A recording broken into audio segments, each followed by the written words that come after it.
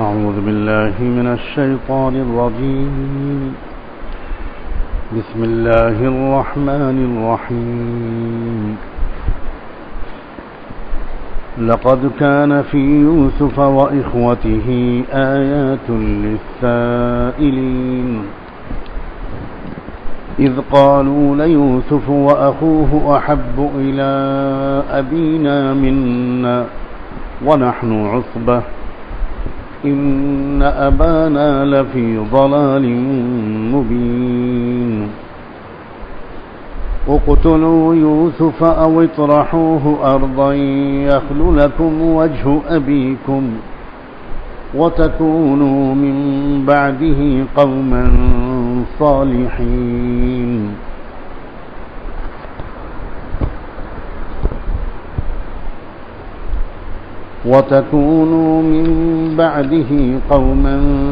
صالحين قال قائل منهم لا تقتلوا يوسف وألقوه في غيابة الجب يلتقطه بعض السيارة إن كنتم فاعلين.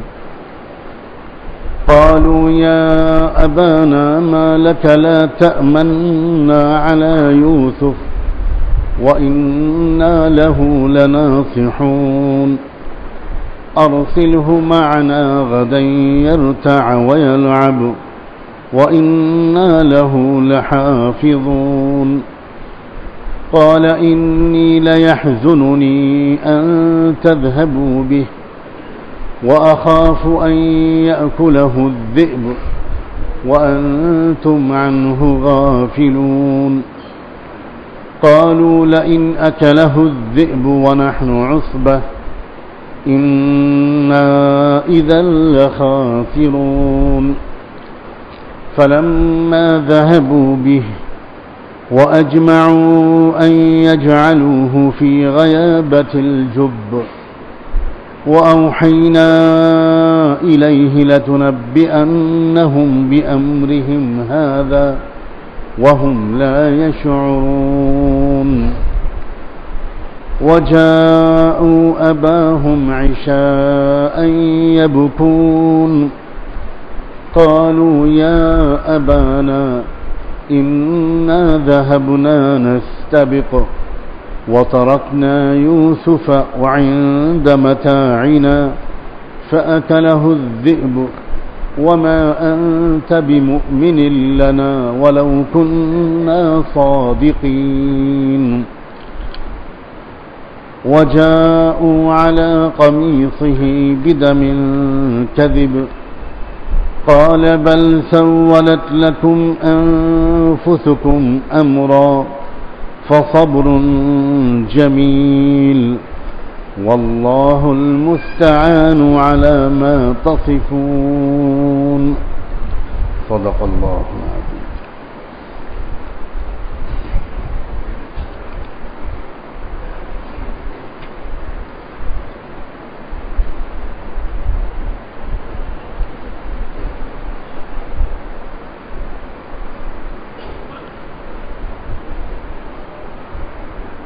सूरह यूसुफ की तशरीह व तफसीर का सिलसिला यहाँ शुरू हुआ था और उस वक्त शुरू में ये बात अर्ज़ की गई थी कि इंसान दूसरों के वाक़यात और तजुर्बात से अगर सीखना चाहे तो बहुत कुछ सीख सकता है। और ये बात भी कही गई थी कि कुरान के ज़रिए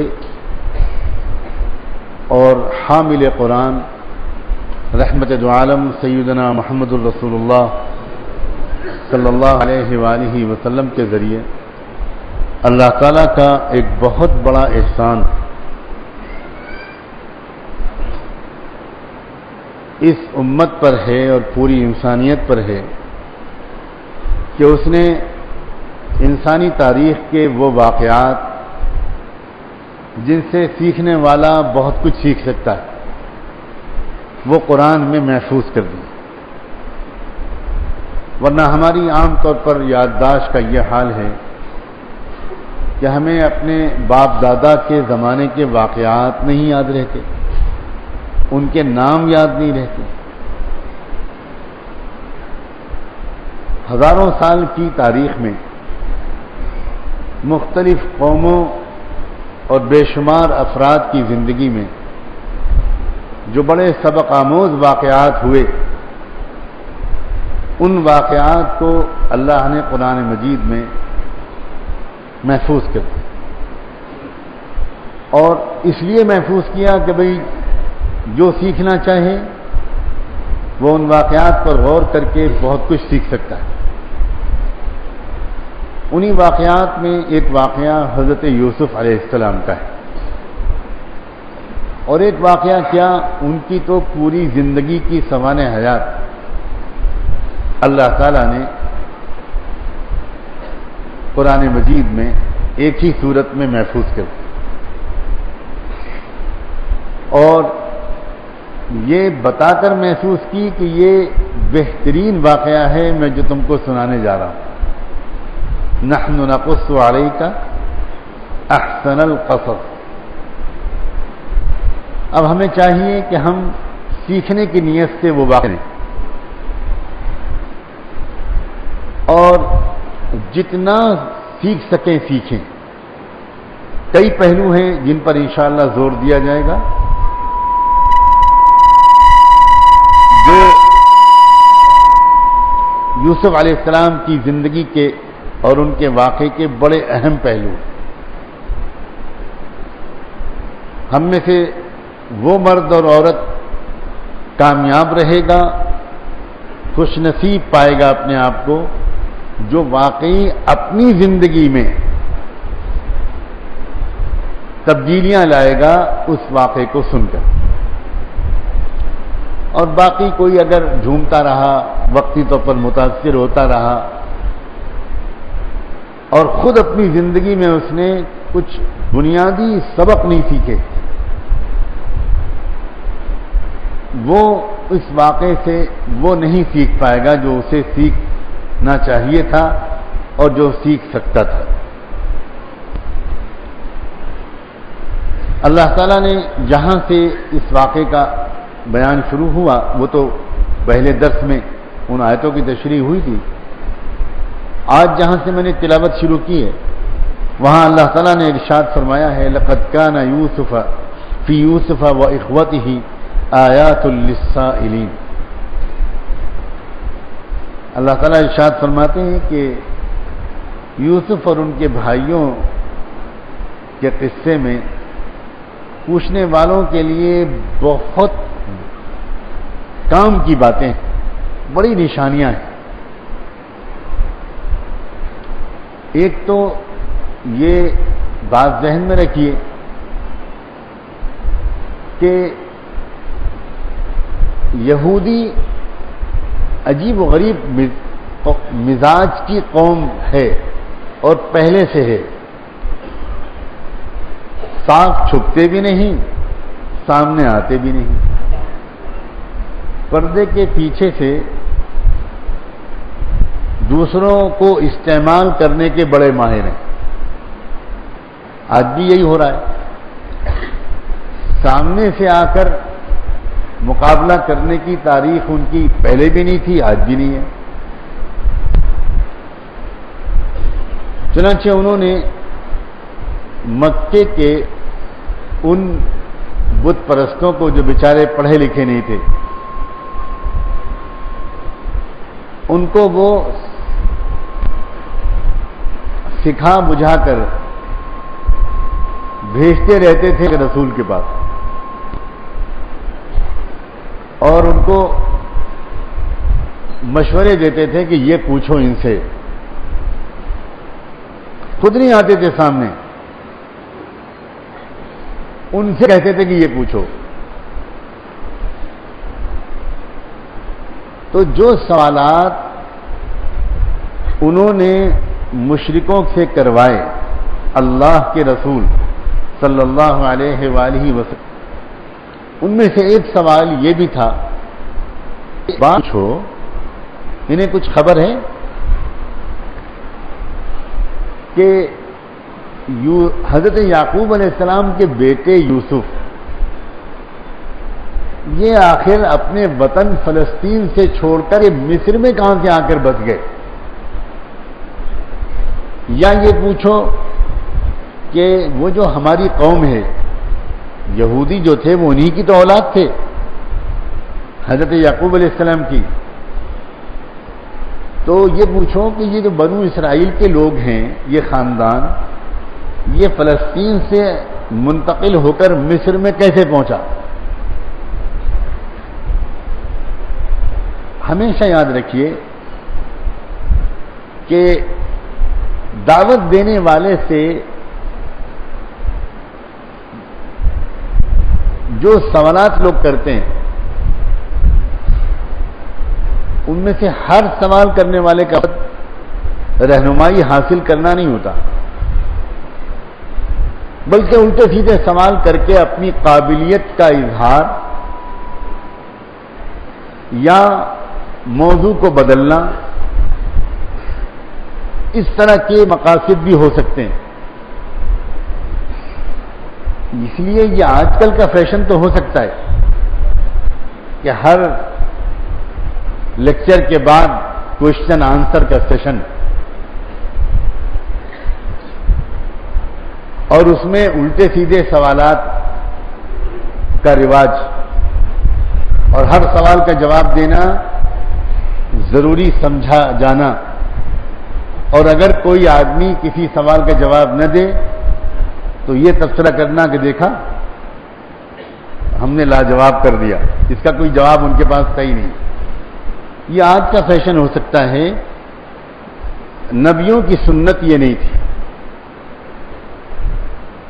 یہ بھی نہیں تھی کہ کسی کو کچھ پوچھنے کی اجازت ہی نہیں، اور اگر کوئی کچھ پوچھے تو اس پر مولانا صاحب ناراض ہو جائیں، یہ بھی نہیں، بلکہ سیکھنے کے ارادے سے کوئی پوچھنا چاہے تو ضرور پوچھیں.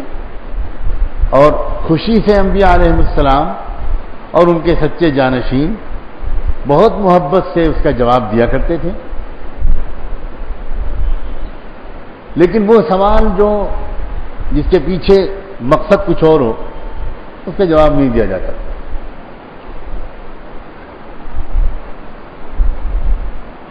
تو یہودیوں کا یہ جو سوال تھا کہ بنو اسرائیل فلسطین کو چھوڑ کر مصر کیسے منتقل ہوئے،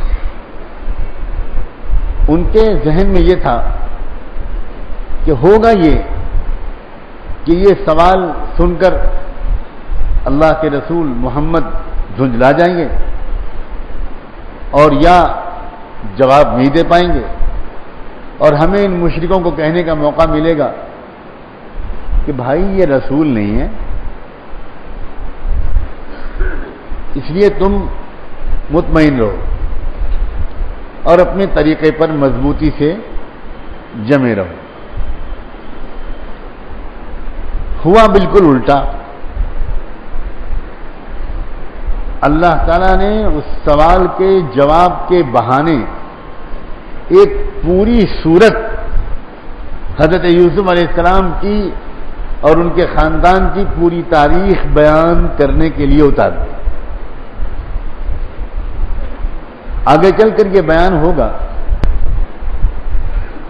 کہ جب پوری صورت اللہ کے رسول نے ان تک پہنچا دی تو آپ کے دل میں یہ امید جاگی کہ بھائی اب تو یہ ایمان لے آئیں گے، اب تو یہ مان لیں گے کہ میں جو کہتا ہوں کہ میں اللہ کا نبی ہوں غلط نہیں کہتا. یہ واقعہ مجھے کس نے سنایا اللہ کے سوا؟ میں نے کوئی تاریخی کتاب نہیں پڑھی. آخر اللہ نے اگر مجھ کو یہ سارے تفصیلات نہیں بتائیں تو کس نے بتائیں؟ آگے چل کر یہ بات بیان ہوگی کہ اگر کہ اللہ کے رسول صلی اللہ علیہ وسلم کے دل میں یہ امید قائم ہوئی لیکن ان بیچاروں کو ایمان لانے کی توفیق نہیں ہوئی اور اللہ کو اپنے محبوب صلی اللہ علیہ وسلم کو تسلی دینے کے لیے بہت کچھ کہنا پڑا. تو ایک تو مطلب اس آیت کا کہ یوسف اور ان کے بھائیوں کے واقعے میں بہت کام کی باتیں ہیں اور بہت نشانیاں ہیں پوچھنے والوں کے لیے. تو پوچھنے والوں کے لفظ کے ذریعے اشارہ ان یہودیوں کے لیے بھی ہو سکتا ہے کہ اس کے بعد تو مضبوط دلیل آ گئی کہ محمد میرا لاڈلا میرا رسول ہے. اور اگر ہم اس کو اور وسیع مفہوم میں لیں تو پھر اس کا مطلب یہ بھی ہو سکتا ہے کہ یوسف علیہ السلام ان کے بھائیوں کو جو واقعہ ہم بیان کرنے جا رہے ہیں اس میں بہت نشانیاں ہیں اللہ کی قدرت کی، اللہ کی وحدانیت کی. اللہ تعالیٰ جب فیصلہ فرما لیتے ہیں تو کیسے پورا کرتے ہیں، کس طرح اللہ تعالیٰ خود اسباب بناتے ہیں اپنے فیصلے کی تکمیل کا. ان ربی لطیف لما یشاء طور پر بہت سیکھنے والے سیکھ سکتے ہیں ان واقعات. اب واقعے کا بیان شروع ہوتا ہے. اذ قالوا لیوسف واخوہ احب الی ابینا منا ونحن عصبہ. یوسف علیہ السلام کے بھائی تھے،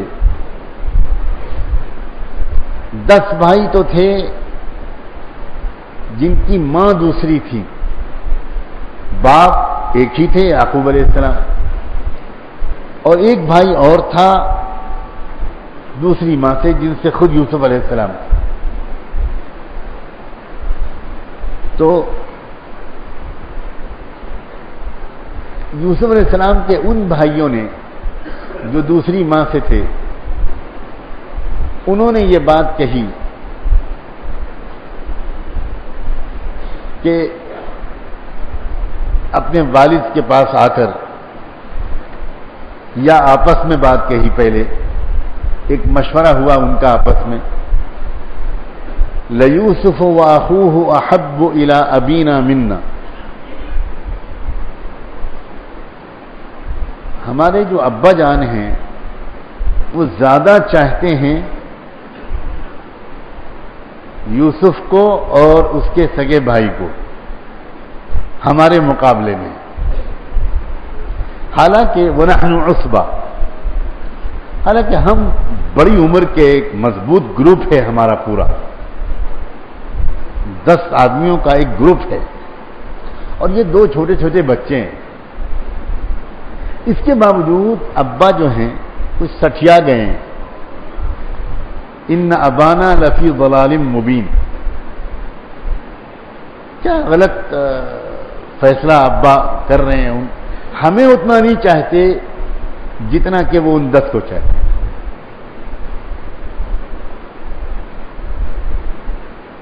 ایک بات کا پتہ چلا کہ ایک نیک انسان بھی ایسا ہو سکتا ہے کہ اس کے اگر چند بچے ہوں اور ان میں ایک آدھ زیادہ ادب کرنے والا، خدمت کرنے والا، زیادہ محبت کرنے والا، زیادہ صلاحیتوں والا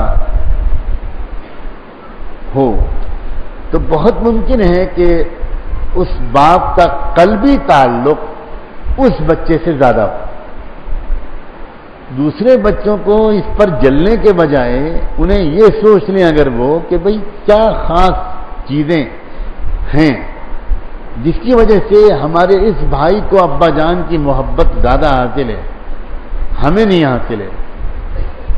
تو بجائے اس کے کہ وہ بھائی سے جلنے لگے اور باپ کے ذوق اور مزاج اور انتخاب پر اعتراض کرنے لگے، اس کے بجائے وہ اپنے اندر کوئی کمی تلاش کریں اور اس کمی کو دور کر کے باپ کی محبت اتنی ہی حاصل کرنے کی کوشش کریں. یہ بھی ایک راستہ ہو سکتا ہے. لیکن عام طور پر ایسا لوگ نہیں کر پاتے. ان کو حسد ہونے لگتا ہے، جلن ہونے لگتی ہے. اور وہ الزام باپ پر اور ان بھائیوں پر جن کو باپ کی زیادہ محبت حاصل ہے ان پر لگنے لگے. اپنی کمیوں کو تلاش کرنا اور دوسرے کو الزام نہ دینا یہ ذرا اونچے ظرف کی بات ہے. وہی کر سکتا ہے جو زیادہ سمجھدار ہو. عام طور پر لوگ وہی کرتے ہیں جو یوسف کے بھائیوں نے.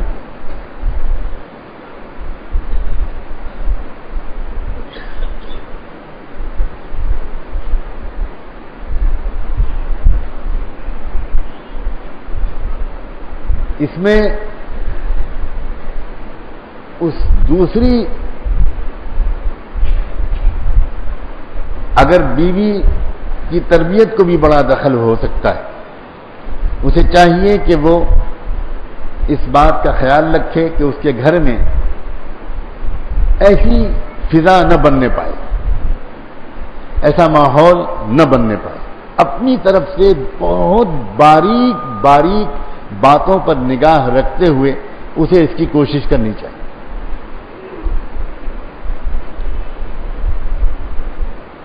ایک اشارہ یہ بھی کر دوں کہ اگر تعداد کسی کی زیادہ ہونے لگتی ہے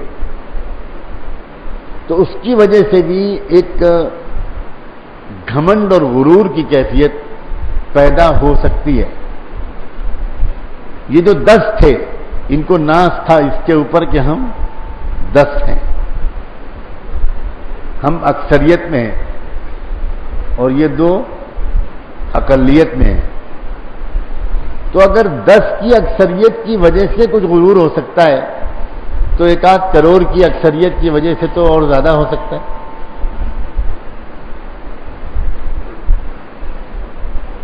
اور عام طور پر غرور اور حسد افراد کو بھی لڑاتا ہے, جماعتوں کو بھی لڑاتا ہے, اداروں کو بھی لڑاتا ہے, قوموں کو بھی لڑاتا ہے. آپس میں پھوٹ کی اصل وجہ غرور اور حسد ہوتا ہے. ایک اشارہ نوجوان بھی سن لیں.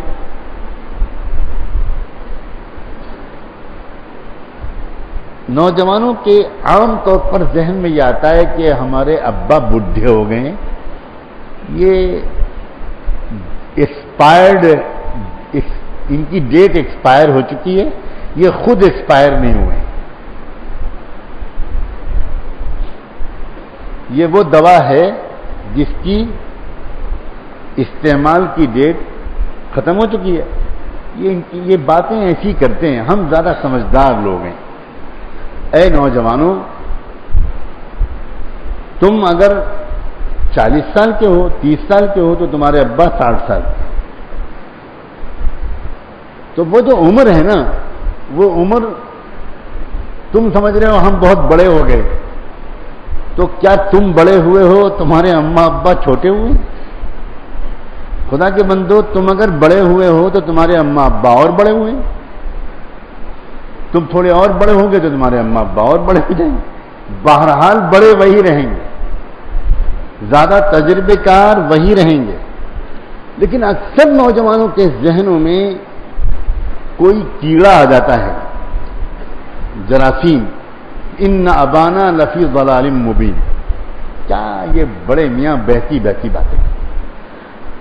آدمی چپکے سے اپنے بیڈ روم میں اپنی بیوی سے کہتا ہے برا نہ مانا کرو. یہ بہت شریف لڑکا ہے جو اپنی بیوی سے کہتا ہے اماں کی باتوں کا برا نہ مانا کرو, بیچاری بڑھیا ہو گئی. مجھ سے آج عورتوں نے کہلایا ہے کہ ذرا ہمارے مطلب کی بھی کچھ باتیں کہہ دیا کیجیے. تو اگلے درس میں شاید یہ پیغام ملے گا کہ اتنا کافی تھا, 1 سال کے لیے اب آئندہ نہ کہیے گا. اس لیے کہ میں ساس اور بہوؤں کی اتنی خبر لوں گا کہ آئندہ مجھے یہ پیغام ضرور ملنے والا ہے کہ مردوں ہی سے کہیے ہم کو جو خوراک مل گئی وہ کافی ہے.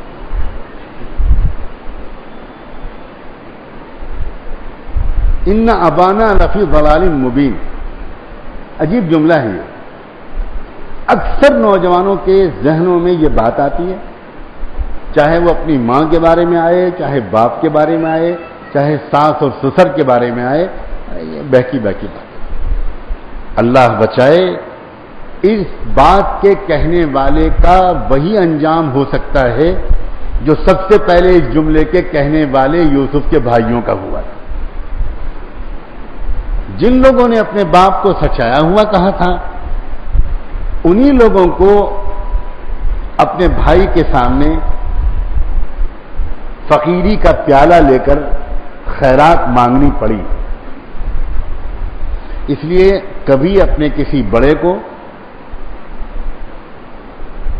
بہتی بہتی باتیں کرنے والا مت کہنا، اور یہ سمجھنا کہ ہم زیادہ سمجھتے ہیں، ہمارے ماں باپ کم سمجھتے ہیں، یہ بڑی سنگین غلط ہے. یہاں تک کہ اگر کسی کے ماں باپ کم پڑھے لکھے ہیں، آپ آ گئے بمبئی اور یہاں آپ نے تعلیم حاصل کر لی، کاروبار بھی اچھا ہو گیا، اور آپ کے ماں باپ گاؤں میں ہیں، کھیتی کرتے ہیں، دیہات کے لوگ ہیں، تو خیال رکھیں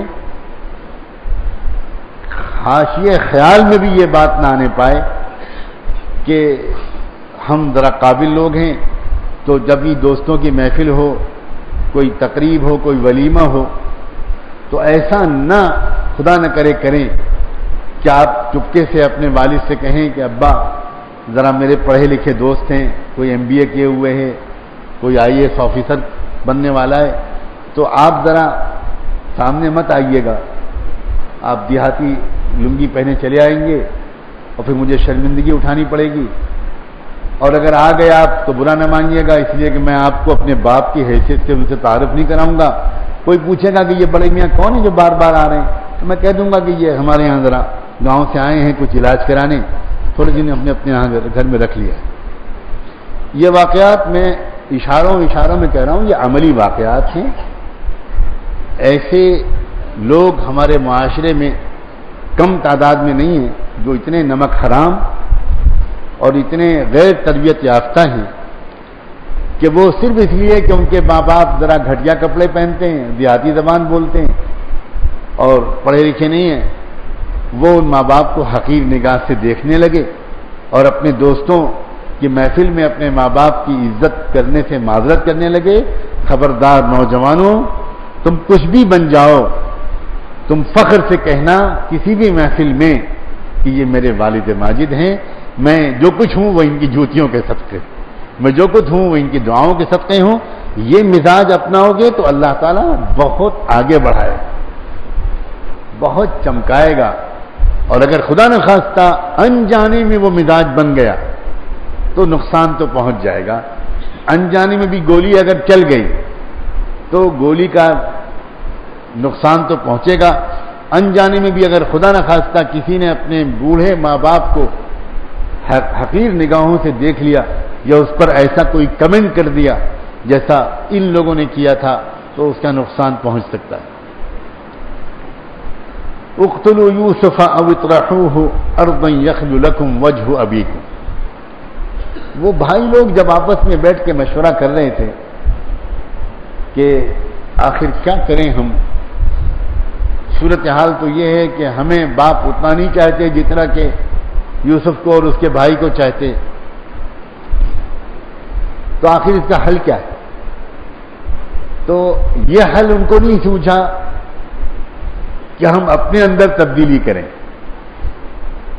ان کو یہ حل سوچا کہ یوسف کو راستے سے ہٹا دیں، نہ رہے گا بانس اور نہ بجے گی بانس. تھوڑے دن رو دھو کے تب ختم ہو جائے گا معاملہ اور پھر ہم ہی ہم ہوں گے، تو ابا کو ہمیں سب سے زیادہ چاہنا پڑے گا. تو دو تجویزیں آئیں، الگ الگ لوگوں نے دو تجویزیں پیش کی. ایک تو بھائی قصے سے جان سے مار دو، اللہ بچائے. ذرا غور کریں، حسد اتنی بری بیماری ہے کہ اگر کسی کو کسی سے جلن ہو گئی تو بھائی بھی بھائی کو جان سے مارنے کی بات تک پہنچ سکتا ہے. غور کریں، حسد اتنی خطرناک چیز. اللہ ہم سب کو حسد سے محفوظ رکھے، ہمیں جو اللہ دے دے ہم اس میں خوش ہو جائیں، اور جس کو کچھ اور ملے اس کے لیے اللہ سے کہیں کہ اللہ اس کو اور دے، تیرے خزانے میں کوئی کمی نہیں، مجھے کوئی شکایت. مجھے کوئی شکایت نہیں، آپ نے جس کو جو دیا ہے آپ کی تقسیم پر میں راضی ہوں۔ حسد کا مطلب ہوا اللہ کی تقسیم پر اعتراض کرنا۔ تو ایک تجویز یہ آئی کہ اس کو قتل کرنا، دوسری رائے کہ قتل تو مت کرو، دور کہیں کسی علاقے میں جا کے اس کو پھینک دو، واپس ہی نہ آ سکے، چھوٹا بچہ ہے کہاں واپس آئے،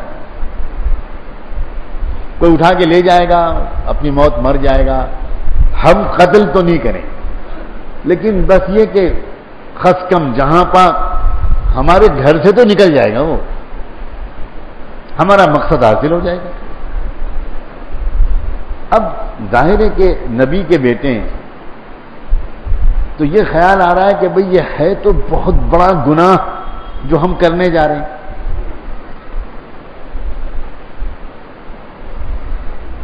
جب آدمی کے دل میں گناہ کا خیال آتا ہے اور ادھر دوسرا خیال آتا ہے کہ بھئی یہ گناہ ہے، تو ذرا میں اور آپ اپنے دل کو جھانک کر دیکھیں، ایک تیسرا خیال بھی آتا ہے، اللہ نہ کرے، وہ یہ کہ بھائی اس وقت تو کرو، بعد میں توبہ کرے۔ یہ تیسرا خیال بہت خطرناک خیال ہے۔ دوسرا خیال جو بیچ میں آیا کہ بھئی یہ گناہ ہے، تو شیطان اس دوسرے خیال کے اثر کو زائل کرنے کے لیے ایک اور تیسرا خیال ذہن میں ڈالتا ہے کہ ہاں یہ ہے گناہ، کون کہہ رہا ہے کہ نیک کام ہے، مگر کیا ہے، اللہ تو بہت غفور الرحیم ہے، اس وقت کر لو، موقع نہیں ملے گا، بعد میں معافی مانگ لے۔ یاد رکھیں، جس نے اس تیسرے خیال پر عمل کر کے گناہ کر لیا، اس کو یوسف علیہ السلام کے بھائیوں کی طرح کی ذلت کے لیے تیار ہو جانا چاہیے۔ اور ایک خیال یوسف علیہ السلام کے ذہن میں آیا تھا جب زلیخا نے ان کو بہکایا تھا، جس کی تفصیل آگے آئے گی۔ ان کے دل میں بھی شیطان نے یہ خیال ڈالنے کی کوشش کی ہوگی، کر ڈالو، لیکن ان کے دل میں جو خیال غالب ہوا وہ کیا ہوا کہ معاذ اللہ، اللہ مجھے بچا، اے اللہ مجھے بچا اس گناہ سے، اللہ مجھے بچا لے۔ انہوں نے یہ نہیں سوچا کہ اس وقت کر لیں، بعد میں توبہ کر لیں گے، انہوں نے یہ سوچا کہ مجھے ابھی بچنا ہے فوراً، اور میں خود نہیں بچ پاؤں گا، اللہ مجھے بچایا، اے اللہ مجھے بچا، اے اللہ مجھے بچا۔ وہ بچ گئے اور وہ کن بلندیوں تک پہنچے، کتنی عزت ان کو ملی۔ تو پتہ یہ چلا، یہ سبق ملا کہ اگر گناہوں سے بچ جاؤ گے تو آنے والی زندگی میں عزت ملے گی، اور اگر گناہ کر ڈالو گے، چاہے یہ سوچ کر کرو کہ بعد میں توبہ کر لیں گے، تو بعد میں آنے والی زندگی میں ذلت ملے گی۔ لیکن یوسف علیہ السلام کے بھائی بیچارے اسی سوچ میں اٹک گئے کہ اس وقت تو یوسف کو راستے سے ہٹا دیتے ہیں اور بعد میں توبہ کر کے نیک آدمی بن جائیں۔ قال قائل منهم لا تقتلوا یوسف، ان میں سے ایک بھائی نے رائے دیتے ہوئے آخر میں یہ کہا، یا شاید یہ بڑا تھا ان میں، تو اس نے گویا فیصلے کے طور پر یہ بات کہی کہ لا تقتلوا یوسف، کہ دیکھو بھئی یوسف کو جان سے مار دینے والی بات تو مت سوچو، وَأَلْقُوهُ فِي غَيَابَةِ الْجُبِّ، یہ جو رائے دوسری آئی تھی کہ دور کہیں پھینک دو، تو میں اس میں اضافہ کر کے یہ کہتا ہوں کہ خالی زمین میں، سڑک پر، گاؤں میں، کھیت میں ڈال کر مت آؤ، کسی اندھے کنویں میں ڈال دو، یلتقطہ بعض السیاح، ہوگا یہ کہ کوئی قافلہ گزر رہا ہوگا اور وہ پانی لینے کے لیے اس کنویں کے پاس آئے گا، تو جب وہ دیکھے گا کہ بچہ اس کے اندر ہے تو وہ بچہ اس کو نکال لے گا، تو ہمارا بھائی مرے گا بھی نہیں، زندہ بھی رہے گا، کہیں اور زندہ رہے گا، کسی اور گھر میں پلے گا، ہمارا مقصد حاصل ہو جائے۔ یہ ان بھائیوں میں سب سے شریف آدمی تھا، جس نے یہ رائے. اب سوچیں ذرا، یہی رائے پر فیصلہ ہو گیا. اب یہاں پر یہ بات بھی یاد رکھیں کہ اللہ تعالیٰ کی تقدیر میں فیصلہ کیا تھا، یوسف کے زندہ رہنے کا یا ختم ہو جانے کا؟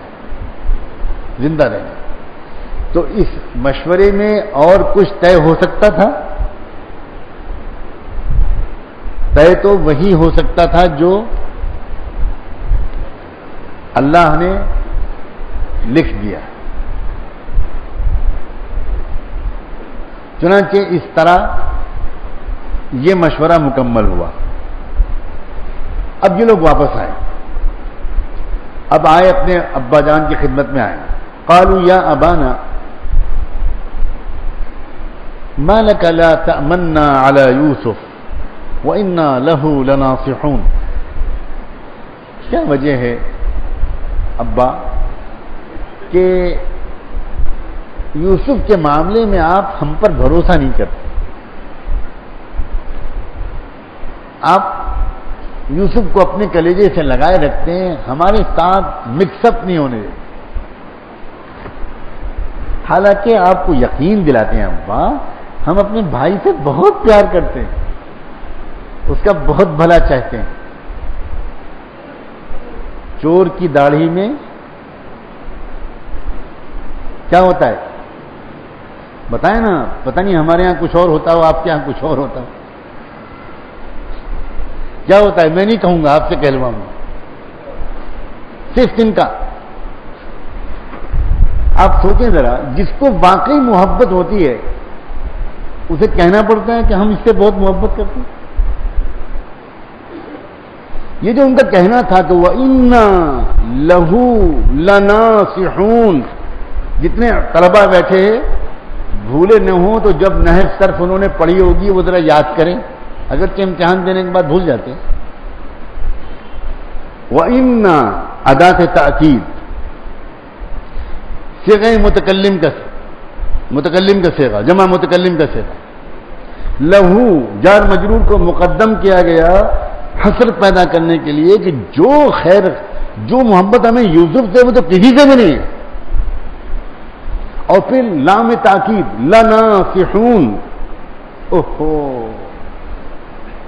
یعنی کس قدر زور دے کر کہنا پڑ رہا ہے ان کو، جیسے جب امت کے پاس اللہ کے محبوب صلی اللہ علیہ وسلم کی محبت سچ مچ تھی اور ایک ایک امتی سر سے پیر تک، دن سے رات تک، عبادات سے معاملات تک، مسجد سے بازار تک اس کی زندگی اس بات کی گواہ تھی کہ اس امتی کو اللہ کے رسول سے محبت ہے.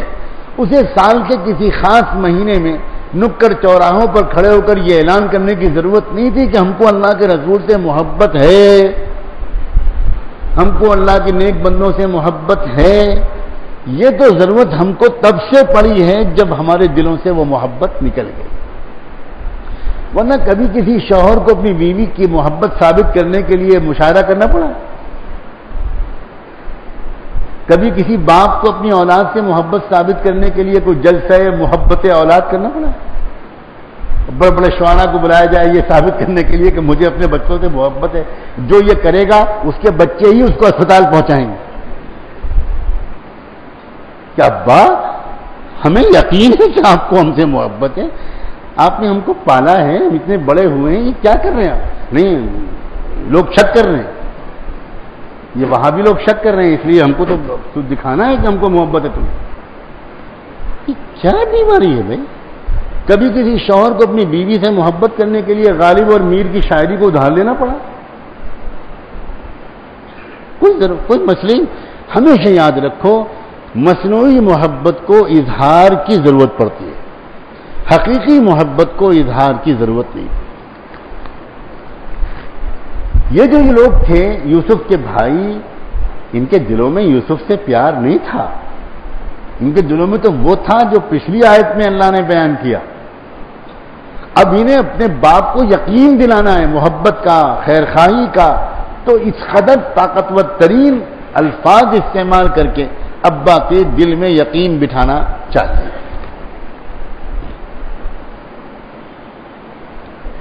ارسلہ معنا غدا یرتع ویلعب. اب آئی مطلب کی بات.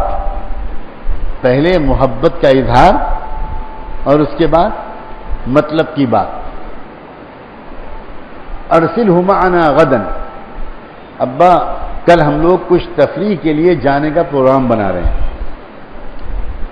ذرا جائیں گے جنگل میں, شکار کھیلیں گے, کھیلیں کودیں گے, تفریح کریں گے. تو آپ کل اب یوسف کو ہمارے ساتھ بھیج دیجئے, وہ بھی ذرا باہر نکلے, آپ اس کو ہمیشہ اپنے پاس رکھتے ہیں. یرتع ویلعب, خوب کھائے پیے اور ذرا کھیلے, ریس میں حصہ لے, دوڑے, اور جو ہم لوگ کھیل کود کریں وہ اس میں شریک ہو. ابا نے جواب دیا قال انی لیحزننی ان تذهبوا بی. دیکھو دو باتیں ہیں بچوں, دو باتیں ہیں. ایک تو یہ کہ اگر تم لوگ اس کو لے جاؤ گے تو میں اداس رہوں گا, میرا اس کے بغیر دل نہیں لگتا. کیا نصیب تھا یوسف علیہ السلام. اللہ ہم میں سے ہر ایک کو اپنے باپ کی ماں کی ایسی اولاد بنائے کہ ماں اور باپ ہمیں دیکھ کر ان کی آنکھیں ٹھنڈی رہیں, اور اللہ کرے ہم بھی اپنی اولادوں کو اس طرح اپنے کلیجے سے لگا سکیں کہ ہمارے بچے یہ فخر محسوس کریں کہ ہم ان کی اولاد.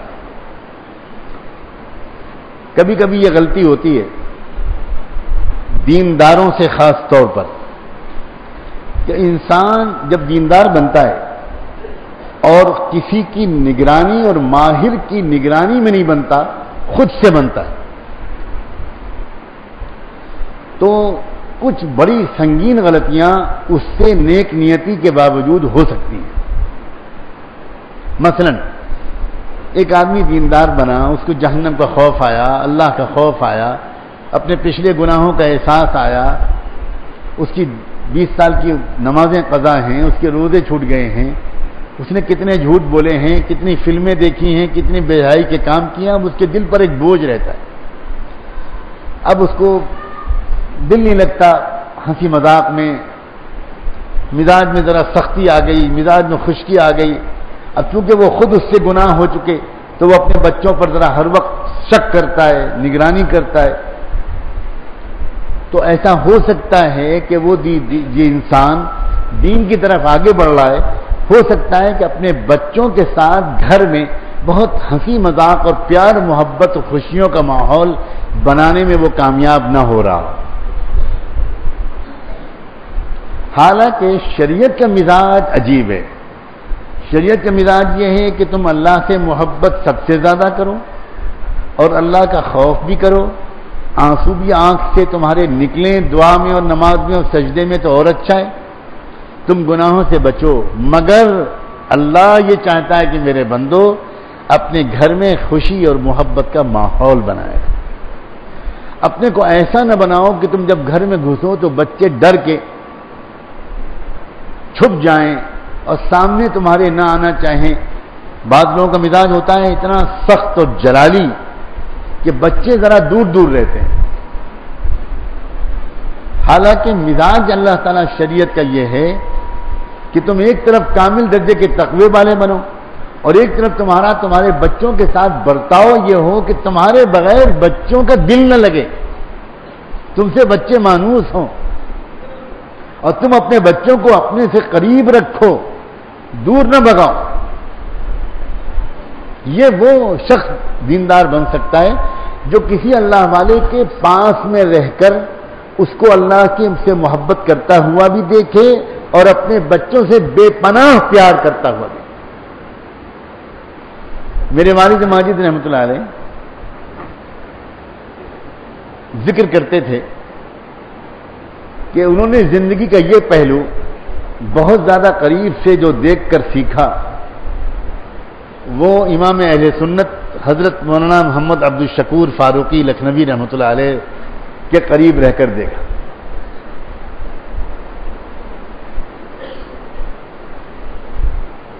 وہ اس قدر محبت کرتے تھے اپنے بچوں سے کہ حضرت ہمارے والد ماجد فرماتے تھے کہ شروع میں مجھ کو لگتا کہ اتنے بھلا والے ہو کر اپنے بچوں سے اتنی محبت کرتے ہیں. تو یہ ایک عجیب سی بات ہے. جہاں خوش قسم کی دینداری ہوتی ہے وہاں یہ چیز بڑے تعجب کی نگاہ سے دیکھی جاتی ہے. اور اس کا نقصان یہ ہوتا ہے کہ بچے ماں باپ سے ہی دور نہیں ہوتے بلکہ دین سے بھی دور ہو جاتے.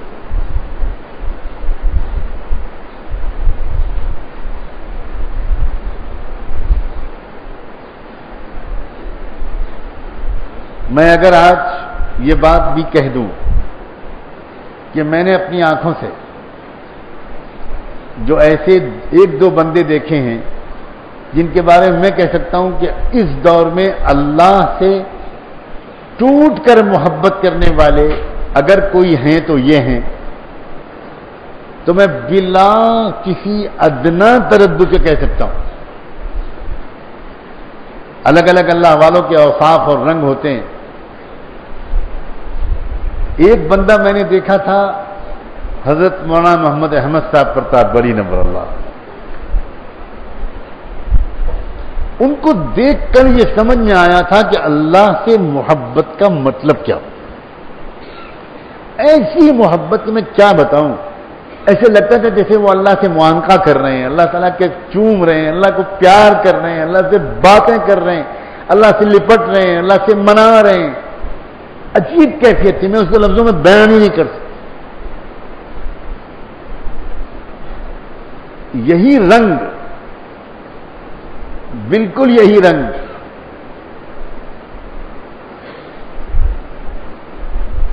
اپنے حضرت محبوب العلماء والصلحاء ریحانۃ العصر حضرت مولانا عبدالفقار احمد نقشبندی میں دیکھا. میں بیان ہی نہیں کر سکتا کہ ان کی خلوتوں میں اللہ تعالیٰ سے محبت کی کیا منظر آنکھوں نے دیکھے. سمجھ ہی نہیں پاتے تھے کہ اللہ کی محبت اس طرح بھی ہوتی ہے. ایسی کیفیت دل میں اللہ کو دیکھ لینے کا شوق، اللہ کو پا لینے کی تمنا. عجیب.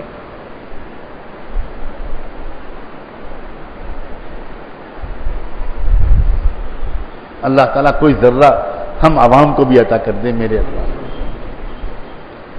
اور اس کے ساتھ ساتھ حضرت مولانا محمد صاحب پرتاپ گڑھی میں بھی اور موجودہ اپنے ان حضرت میں بھی اپنے بچوں سے، اپنے چھوٹوں سے، اپنے گھر کے بہوؤں سے، اپنے لوگوں سے جس طرح کی محبت نظر آ رہی ہے قریب سے دیکھ کر، وہ عام طور پر بالکل نظر نہیں آتی. ایک ہی دل میں اللہ کی محبت سب سے زیادہ، اسی دل میں اللہ کے رسول کی محبت، اس کے بعد اسی دل میں اللہ کے رسول کے بعد صدیق اکبر کی محبت، ان کے بعد اس کے بعد اللہ کے رسول کی محبت تمام صحابہ سے، اس کے بعد اللہ کے رسول کی محبت تمام فقہا محدثین سے، اور ان میں بھی سب سے زیادہ کسی ایک سے، اور اس کے بعد آگے چل کر چلتے چلے جائیے ہر دور میں، اور اس دور میں بھی عجیب حالت. اور اس سب کے بعد اسی دل میں اتنی جگہ کہ ان کے بچے فخر سے کہتے ہیں کہ دنیا میں کسی باپ نے اپنے بچوں کو اتنا پیار نہیں دیا ہوگا جتنے ہمارے ابو جی نے ہم کو. حالانکہ سال کے شاید پورے سال میں ٹوٹلی 20-25 دن وہ اپنے گھر پہ رہ پاتے ہیں، لیکن ان کے بچوں کو یہ شکایت نہیں ہے کہ ہمارے ابا تو دین کے کام کے لیے باہر ہی پھرتے رہتے ہیں، ہماری کوئی فکر نہیں کرتے. یہ ایک آرٹ ہے، ایک فن ہے، ایک طریقہ ہے اس طرح کا کہ اللہ کی محبت بھی ساتھ چل رہی ہے اور بچوں کی محبت بھی ساتھ چل رہی ہے. اب اس کے بعد میں کہتا ہوں یعقوب علیہ السلام کو جس طریقے کی محبت یوسف علیہ السلام سے تھی وہ خشک مزاج دینداروں کی سمجھ میں نہیں آئے گی. انہ لا یحزننی ان تذهبوا به. بچوں میں کیا بتاؤں، جب یوسف تمہارے ساتھ چلا جاتا ہے تو مجھے کچھ اچھا نہیں لگتا. کوئی اللہ والا اگر یہ کہے تو آپ تو مسجد سے اٹھ کے چلے جائیں گے کہ یہ اللہ والے تو وہ ہوتے ہیں جو بچوں کو 3 تھپڑ صبح اور 3 تھپڑ شام مارا کریں. اور اللہ والے تو وہ ہوتے ہیں کہ جب وہ گھر میں گھسیں تو کوئی بچہ چارپائی کے نیچے گھس جائے اور کوئی کباڑ کے اندر گھس جائے، چھوٹا بچہ، آ گئے آ گئے آ گئے، بھاگو بھاگو، کوئی تھانے دار صاحب آ گئے، اور بیوی بیچاری تھر کانپ رہی کہ اللہ خیر کرے، اللہ خیر، اللہ خیر۔ یہ دینداری نہیں ہے، یہ دماغی بیماری ہے، یہ بیماری ہے، سنگین بیماری ہے، اللہ شفا دے۔ یہ بالکل دینداری۔ انہ لیحزننی انی لیحزننی ان تذهبوا به، اداس ہو جاتا ہوں، وَأَخَافُ أَن يَأْكُلَهُ الذِّئْبُ، اور اس اداسی کے علاوہ یہ جو میں مس کرتا ہوں یوسف کو، اگر تم لے جاتے ہو تو میں اس قدر پریشان ہوتا ہوں، اس کے علاوہ ایک اور بات ہے، دیکھو مجھے یہ ڈر لگتا ہے کہ جب تم لے کے جاؤ گے اور تم تو اپنی کھیل کود میں لگے رہو گے، تفریحات میں لگے رہو گے، اب جنگل کا مسئلہ ہے، بھیڑیا آئے گا میرے بچے کو کھا جائے گا، مجھے بہت ڈر لگتا ہے۔ یہ ایک ایسے باپ کے الفاظ ہیں جو باپ بیٹے سے بے پناہ محبت کرتا ہے، اور وہ اندیشہ بھی بتا رہا ہے کہ مجھے یہ ڈر ہے۔ جواب میں ان کے یوسف کے بھائیوں نے جواب میں یہ کہا، لئن أكله الذئب ونحن عصبة إنا إذا لخاسرون، ہم ہٹے کٹے سب جوان بھائیوں کی موجودگی میں اگر کوئی بھیڑیا یوسف کو کھا جائے تب تو سچی بات یہ ہے کہ ہم تو ہمارے اوپر تف ہے۔ ہمارے حضرات جو قرآن مجید کا ترجمہ وغیرہ کرتے ہیں انہیں چاہیے کہ قرآن کی آیات کا با محاورہ ترجمہ کرنے کی عادت ڈالیں، خود کر سکتے ہیں تو، ورنہ کسی اچھے ترجمے کو سامنے رکھ کر ترجمہ پیش کریں، ورنہ اگر اس آیت کا ترجمہ یہ کر دیا گیا کہ ہم بڑے خسارے میں رہیں گے تو مطلب واضح نہیں ہوگا۔ انا اذا لخاسرون، یہاں کوئی نفع نقصان کی بات نہیں ہو رہی ہے، یہاں بات یہ ہو رہی ہے کہ وہ بھائی اپنے والد کو کنونس کرنا چاہ رہے ہیں کہ بھئی آپ اپنے بھائی کی حفاظت کے لیے کافی لوگ ہیں، اور اگر اس سب کے باوجود یوسف کو بھیڑیا اٹھا کر کھا لے لیا اور ہم تماشا دیکھتے ہوئے کچھ کر نہ سکے تو لعنت ہے ہم پر، تف ہے ہم پر۔ فلما ذهبوا به واجمعوا ان يجعلوه في غيابة الجب، ایسا معلوم ہوتا ہے کہ ان کی ان سب باتوں کے بعد یعقوب علیہ السلام خاموش ہو گئے، قرآن نے ان کے کسی جواب کا تذکرہ ہی نہیں کیا، نہ ہاں نہ نہ، اور بھائیوں نے اسی کو غنیمت سمجھا کہ ابا چپ رہے، آج روز تو صاف منع کر دیتے تھے لیکن آج خاموش ہو گئے، لہذا انہوں نے یوسف کو لیا اور چل دیے۔ اب وہاں پہنچے، وہاں پہنچ کے انہوں نے آپس میں طے یہ کیا کہ کنویں میں ڈالنا ہے۔ اب جب کہ اب یوسف کو پکڑ کے عین موقع پر کنویں میں ڈالنے لگے، اللہ اکبر، کتنا تکلیف دہ منظر ہوگا، ایک معصوم بچہ، ایک خوبصورت بچہ، ایک شریف زادہ، ایک نبی زادہ، اس کو پکڑ کے اس کے ہی بھائی تھے۔ لیکن قرآن مجید نے ایک عجیب راز کی بات بتائی جو کوئی نہیں بتا سکتا تھا اللہ کے سوا۔ وَأَوْحَيْنَا إِلَيْهِ لَتُنَبِّئَنَّهُمْ بِأَمْرِهِمْ هَذَا، عین وقت پر اللہ فرماتے ہم نے اپنے پیارے بندے یوسف تک یہ خفیہ پیغام بھیج دیا، یوسف چپ چاپ تماشا دیکھتے رہو، کچھ نہ بولو، ایک وقت آئے گا کہ تم ان بھائیوں کو آج کی ان حرکت کی یاد دلاؤ گے۔ یا اللہ، کیسے وہ وحی آئی نہیں معلوم، ہمیں نہیں معلوم کہ کوئی فرشتہ آیا، اس نے کچھ کان میں کہا، صرف آواز آئی، وہ انہوں نے سن لی، اللہ کا پیغام سن لیا، کوئی تحریر سامنے آ گئی، کیا معلوم، اللہ نے بتانا ضروری نہیں سمجھا تو تو ہم بھی اللہ کے فیصلے پر راضی ہیں، اس لیے کہ ہم کو اللہ کی روایت پر شک نہیں ہے. کم سے کم اللہ کی روایت تو ضعیف نہیں ہوگی. ڈر لگتا ہے. وَأَوْحَيْنَا إِلَيْهِ لَتُنَبِّئَنَّهُمْ بِأَمْرِهِمْ هَذَا. اللہ تعالیٰ فرماتے ہیں کہ ہم نے خفیہ طور پر، وحی کہتے ہیں الاشعار الخفی، وحی کا جو لغوی ترجمہ ہے وہ ہے الاشعار الخفی، خاموشی کے ساتھ کوئی پیغام کہیں پر بھیج دیا دینا کہ جس کو پیغام بھیجا گیا اس کو پتہ لگ جائے، کسی اور کو پتہ نہ لگے. تو یوسف علیہ السلام کو عین موقع پر اللہ نے یہ جو پیغام بھیجا، اس سے آگے کے سارے مراحل یوسف علیہ السلام کے لیے آسان ہو گئے کہ نہیں؟ اب یوسف علیہ السلام نے بالکل اپنے آپ کو ان کے حوالے کیا، جو چاہو کر. انہیں تکلیف تو ہو رہی ہوگی، بشری اعتبار سے خوف، تکلیف سب ہو رہی ہوگی، لیکن دوسری طرف ان کو اطمینان بھی ہے کہ یہ جو کچھ ہو رہا ہے میرے اللہ کے کسی پلان کے تحت ہو.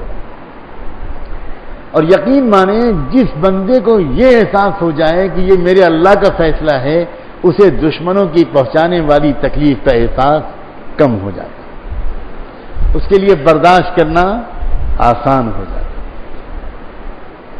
چنانچہ اللہ تعالیٰ فرماتے ہیں کہ ہم نے خاموشی سے اس کو خبر بھیج دی، اور کہ بھئی ایک وقت آئے گا، لَتُنَبِّئَنَّهُمْ، بالکل یقینی طور پر تم کو بتاؤ گے، آج کی حرکت ان کو یاد دلاؤ گے.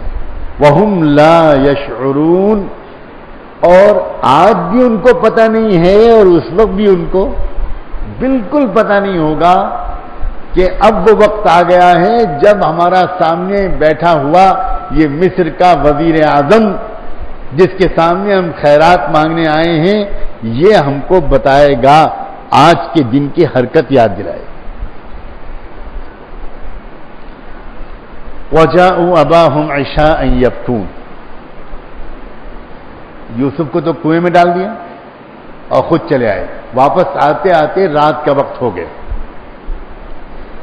اب آئے رات کے وقت میں اور بری طرح روتے ہوئے آئے اپنے ابا جان کے پاس. قالوا یا ابانا انا ذهبنا نستبق، آنے کے بعد کہا ابا جان ہم لوگ گئے تھے اور آپس میں ریس کا مقابلہ کر رہے تھے.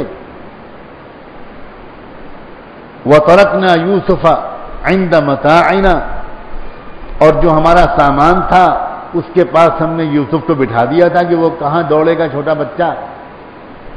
اب ہم لوگ تو دوڑ میں لگے تھے. فَأَكَلَهُ الذِّئْبُ، اور اس بیچ میں وہی ہوا،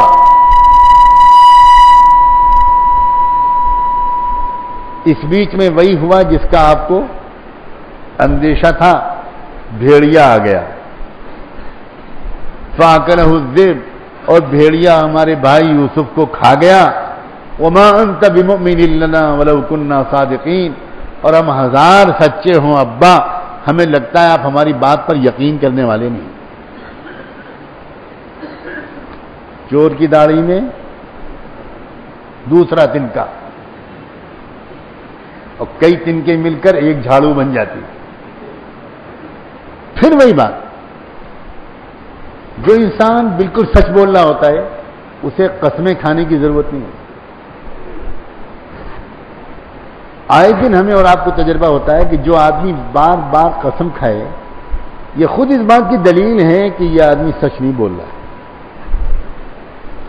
تو اللہ تعالیٰ نے تو ہم کو بہت پہلے سے لائی ڈیٹیکٹر دے دیا. وہ آج کل ہے نا لائی ڈیٹیکٹر، کوئی مشین ہے جس سے پولیس والے انٹروگیٹ کرتے وقت یہ اندازہ کرتے ہیں کہ یہ بیان دینے والا، ہمارے سوالوں کا جواب دینے والا کہاں پر سچ بول رہا ہے کہاں پر جھوٹ بول رہا ہے. وہ سوئی اگر ریڈ پر آ گئی تو جھوٹ بول رہا ہے اور ہرے پر آ گئی تو، اور اگر مشین کا پروگرامر اس ملزم کا بیوی کا بھائی ہوا تو وہ تو خود ہی اس کو ایسا فٹ کر دے گا کہ جتنی زور سے جھوٹ بولے گا اتنی زور سے سوئی ہرے پر آئے گی. جیسے ووٹنگ مشین ہمارے ملک میں ماشاءاللہ ہر سیاسی پارٹی بہت زور سے بغلیں بجاتی ہے کہ اتنی زوروں میں اتنی سیٹیں لے کے ہم جیت گئے. اور یہ بات سب جانتے ہیں کہ کتنے کروڑ ڈالر کا سودا ہوتا ہے. جو پارٹی وہ سودا کر دیتی ہے کہ الیکشن کی مشین کو پروگرامنگ ٹھیک کر دو، ہم کو جتانا ہے، ہم تو ایک ہی مہینے میں اتنا کما لیں گے جتنا تم کو دیں گے. اس لیے کہ ماشاءاللہ گھوٹالوں کی شرح اب 10-20 ہزار کروڑ کی نہیں ہے، اب 2,00,000 کروڑ کی ہے، جس کو میں نے پہلے ہی کہا تھا کہ اتنے زیرو لکھتے لکھتے بوڑھے ہو جاؤ. تو یہ تو کوئی مسئلہ ہی نہیں. لائی ڈیٹیکٹر کیا ہے؟ بولنے والے کا چہرہ. بولنے والا بار بار قسم کھا رہا ہے، بار بار قسم کھا رہا ہے، اس کا مطلب ہے جھوٹ بول. اب وہ لوگ صاف صاف پہلے ہی کہہ رہے ہیں کہ ابا ہم آدھار سچ بولیں آپ مانیں گے نہیں. وما انت بمؤمن لنا ولو كنا صادقین. میں پہلے بھی کہہ چکا ہوں، پھر دہراتا ہوں. یوسف علیہ السلام کے واقعے کے خصوصات میں سے ایک یہ بھی ہے کہ یہ واقعہ بالکل اس سطح کا واقعہ ہے جس سطح پر ہماری آپ کی عام لوگوں کی زندگی گزرتی. ورنہ عام طور پر نبیوں کے واقعات سنتے وقت شیطان ہمارے ذہن میں یہ بات ڈالتے ہیں کہ بھائی یہ تو نبیوں کا مسئلہ، ہم لوگ کہاں ہیں. لیکن یہ واقعہ تو بالکل وہ ہے جو ہر ایک کے گھر میں پیش آتا اور ہر ایک کی اپنی زندگی میں اس طرح کے تجربات 50 ہو چکے. بالکل زمینی لیول کا عام سطح کا واقعہ ہے. جس کے گھر میں یہ واقعات نہیں ہوتے کہ اس کے ہونہاری کو دیکھ کر کچھ لوگ اس سے جلنے لگے. اور یاد رکھنا نوجوانوں، صرف ماں باپ کا رشتہ ہے جو اپنی اولاد کی ترقی سے جلتا نہیں ہے. ماں باپ کی دلی تمنا ہوتی ہے کہ میرا ہر بچہ، میری ہر اولاد مجھ سے آگے بڑھے. یہ صرف ماں باپ کے مقدس رشتے کا معاملہ ہے. سلام ہو ماں باپ کے اس مقدس رشتے پر، اور اللہ ہمیں اپنے ماں باپ کی قدر کی توفیق. ورنہ سگے بھائی ہوں، سوتیلے بھائی ہوں، ان بھائیوں کے اندر بھی حسد کی آگ اکثر بھڑک جایا کرتی ہے، اکثر بھڑک جائے. چنانچہ ان لوگوں کا بھی حال یہی تھا، اور یہ اپنی پوری کارروائی کر کے آئے تو اپنے باپ کے پاس آ کر رونا دھونا شروع کیا، اور ساتھ میں یہ بھی کہا کہ آپ تو مانیں گے نہیں. وَجَاءُوا عَلَىٰ قَمِيصِهِ بِدَمٍ كَذِبٍ. اور یوسف علیہ السلام کے کرتے پر جھوٹ موٹ کا خون بھی لگا لائے.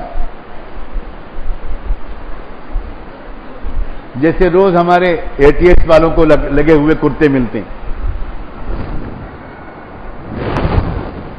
عام طور پر ملتا ہے، اور وہ بھی بڑے دلچسپ طریقے سے ملتے ہیں. ججوں کی بحثیں، جب وکیلوں کی بحثیں سنیے تو مزہ آ جاتا ہے کہ بھئی یہ کون سا آتنکوادی تھا جس نے اپنے کرتے کے 3 بٹن کھول کے کہا کہ اب گولی چلاؤ. یہ کیسا پڑھا لکھا مہذب ٹھنڈے دل دماغ کا ٹیررسٹ تھا کہ اس نے اپنا پاسپورٹ بھی جیب میں رکھ لیا، ڈائری بھی جیب میں رکھ لی، اور موبائل فون بھی رکھ لیا، 3 سم بھی رکھ لیے، تاکہ ہر طرح سے پہچاننے میں آپ لوگوں کو زحمت نہ ہو. آپ بڑے اچھے لوگ ہیں، آپ بہت پیارے لوگ ہیں، آپ کو شوگر کی بیماری ہے، دھوپ میں آپ ہماری لاشوں کو اٹھائیں گے، آپ کو زحمت نہ ہو، تو جو کچھ ہم کر سکتے ہیں آپ کے لیے سہولت فراہم کرنا چاہتے ہیں. وہ پاگل پن کی انتہا ہے. عجیب ملک ہے یہ ہمارا، عجیب ملک. وَجَاءُوا عَلَىٰ قَمِيصِهِ بِدَمٍ كَذِبٍ. کسی ایک بھی کیس میں آج تک وہ کسی قسم کی کارروائی کو ثابت نہیں کیا جاتا، کبھی نہیں کیا جاتا. بالکل قرآن مجید نے نقشہ کھینچا ہے کہ کرتے پر خون لگا رہا ہے.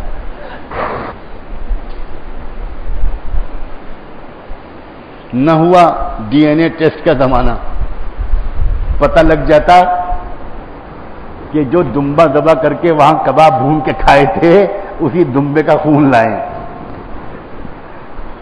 جو بکرا ذبح کیا تھا اسی کا خون لگا لائے، ایک پنچ دو کاج۔ قال بل سولت لکم انفسکم امرا، کہنے لگے یعقوب علیہ السلام، ساری بات سنی انہوں نے اور آخر میں کہا میرا دل تو یہ کہتا ہے، بل، یہ بل عجیب ہے، بل ہمیشہ پچھلی بات کی نفی کر کے نئی بات کو ثابت کرنے کے لیے استعمال ہوتا ہے، لنفی ما قبلہ ولاقرار ما بعدہ۔ یعقوب علیہ السلام نے لمبی چوڑی بات نہیں کہی، جتنی باتیں تم کہہ رہے ہو سب بکواس ہیں، سب جھوٹ ہیں، یہ سب نہیں کہا، انہوں نے صرف لفظ بل سے سب کچھ کہہ دیا۔ بڑے بوڑھے بولتے کم ہیں لیکن باتیں بڑی قیمتی کہتے ہیں۔ بل سولت لکم انفسکم امرا، میرا دل تو یہ کہتا ہے، مجھے تو ایسا لگتا ہے کہ تمہارے اپنے دماغوں نے، تمہارے اپنے نفوس نے کوئی بات گڑھی ہے، کوئی کہانی گڑھی ہے، کچھ ہے اس میں۔ فصبر جمیل واللہ المستعان علی ما تصفون۔ اللہ، یعقوب علیہ السلام کہتے ہیں بس کوئی بحث تکرار نہیں، جو کچھ تم بتا رہے ہو میں نے سن لیا، جو میرا تاثر ہے میں نے دے دیا، اب آگے مزید گفتگو نہیں۔ میں اس پر ایسا صبر کرنے کی کوشش کرتا ہوں کہ لوگوں کو پتہ بھی نہ چلے کہ میرے دل میں کوئی غم ہے۔ صبر ہزاروں درجے کا ہو سکتا ہے، یاد رکھیں صبر جمیل اس صبر کو کہتے ہیں کہ مجھے اگر کسی سے شکایت ہے، مجھے کچھ لوگوں نے تکلیف پہنچائی ہے، میرے خلاف سازش کی ہے، کسی کے کسی عمل سے مجھ کو دکھ پہنچا ہے، تو میں اس طرح اس کو برداشت کروں کہ میرے قریب رہنے والوں کو بھی خبر نہ ہو کہ میرے دل کو کوئی شکایت۔ یہ ہے صبر جمیل، صبر کی اعلیٰ درجے کی قسم۔ فرمایا میں تو اس طرح اس بات پر صبر کرنے کی کوشش کروں گا، اور جو کچھ تم مجھے سنا رہے ہو کہانی، میں صرف اتنا کہتا ہوں کہ میرا اللہ آپ جانتے ہیں کیا سچ ہے کیا جھوٹ، اے رب کریم جو سچ ہے اس کو کھول دیجئے، جو جھوٹ ہے اس کے جھوٹ ہونا ثابت کر دیجئے۔ میں تو اس پوری داستان کو اے اللہ آپ کی خدمت میں پیش کرتا ہوں اور آپ کی مدد چاہتا ہوں۔ ہمارے اور آپ کی زندگی میں ہماری چھوٹی سطح کے مطابق حادثے پیش آتے ہیں، کچھ حسد ہوتا ہے، کچھ ترقی ہوتی ہے۔ ایک طریقہ یہ ہے کہ انسان اپنے پورے اسبابی طاقت استعمال کرے، لڑائی جھگڑا، حقوق کا لینا وغیرہ وغیرہ۔ ایک طریقہ اور ہے، وہ یہ کہ اللہ پر چھوڑ دے اور اللہ سے کہے کہ اللہ میں آپ کی مدد چاہتا ہوں، آپ مدد فرما دیں، آپ مدد فرما دیں، آپ مدد فرما دیں، آپ کے اوپر چھوڑتا ہوں رب کریم اور انتظار کرتا ہوں۔ یہ بہت اونچے درجے کی شکل ہے، اور جو یہ کر لے جائے گا خود اپنی آنکھوں سے اس کی برکتیں تھوڑے دن کے صبر و انتظار کے بعد اللہ کی طرف سے برستے ہوئے دیکھے گا۔ کسی کا بھائی نے اس کے ساتھ زیادتی کی، کسی کے چچا نے اس کے ساتھ زیادتی کی، عام طور پر یہ سب سننے کو ملتا ہے۔ باپ کا انتقال ہو گیا، چچا کے ہاتھ میں کاروبار آ گیا، اکثر چچا اپنے بھتیجوں کا حق مار دیتے، بہت ہی مسائل پیش آتے۔ باپ کا انتقال ہو گیا، بڑے بھائی نے کاروبار سنبھالا، کاروبار باپ کا تھا، بڑے بھائی کو باپ نے کاروبار میں لگا لیا تھا، بچے دوسرے بھائی چھوٹے تھے، اب بڑے بھائی نے کاروبار کو سنبھالا باپ کے انتقال کے بعد۔ اب کاروبار تو باپ کا تھا، مشترک تھا، اس بڑے بھائی کی شرافت کا تقاضا یہ تھا، شریعت کا تقاضا یہ تھا کہ یہ چھوٹے بھائیوں کو کاروبار میں شریک قرار دیتا، اور بعد میں اگر بٹوارا بھی ہوتا تو برابر سرابر یا آپس کی رضامندی کے ذریعے سے سب کو حصہ دیا جاتا۔ بہت محبت کے ساتھ اب بہت سے بھائی ایسا بھی کر لیتے ہیں، لیکن کچھ بھائی وہ بھی ہوتے ہیں جن کی نیت خراب ہو جاتی ہے، اور ایسا بھی ہو سکتا ہے کہ اس بھائی کی نیت خراب کرنے والا کوئی اور ہو، وہ کوئی اور کو آپ خود سمجھ لیجئے، ورنہ پھر وہی اگلی مرتبہ پیغام آئے گا کہ عورتوں کے لیے کچھ زیادہ مت کہا کیجیے۔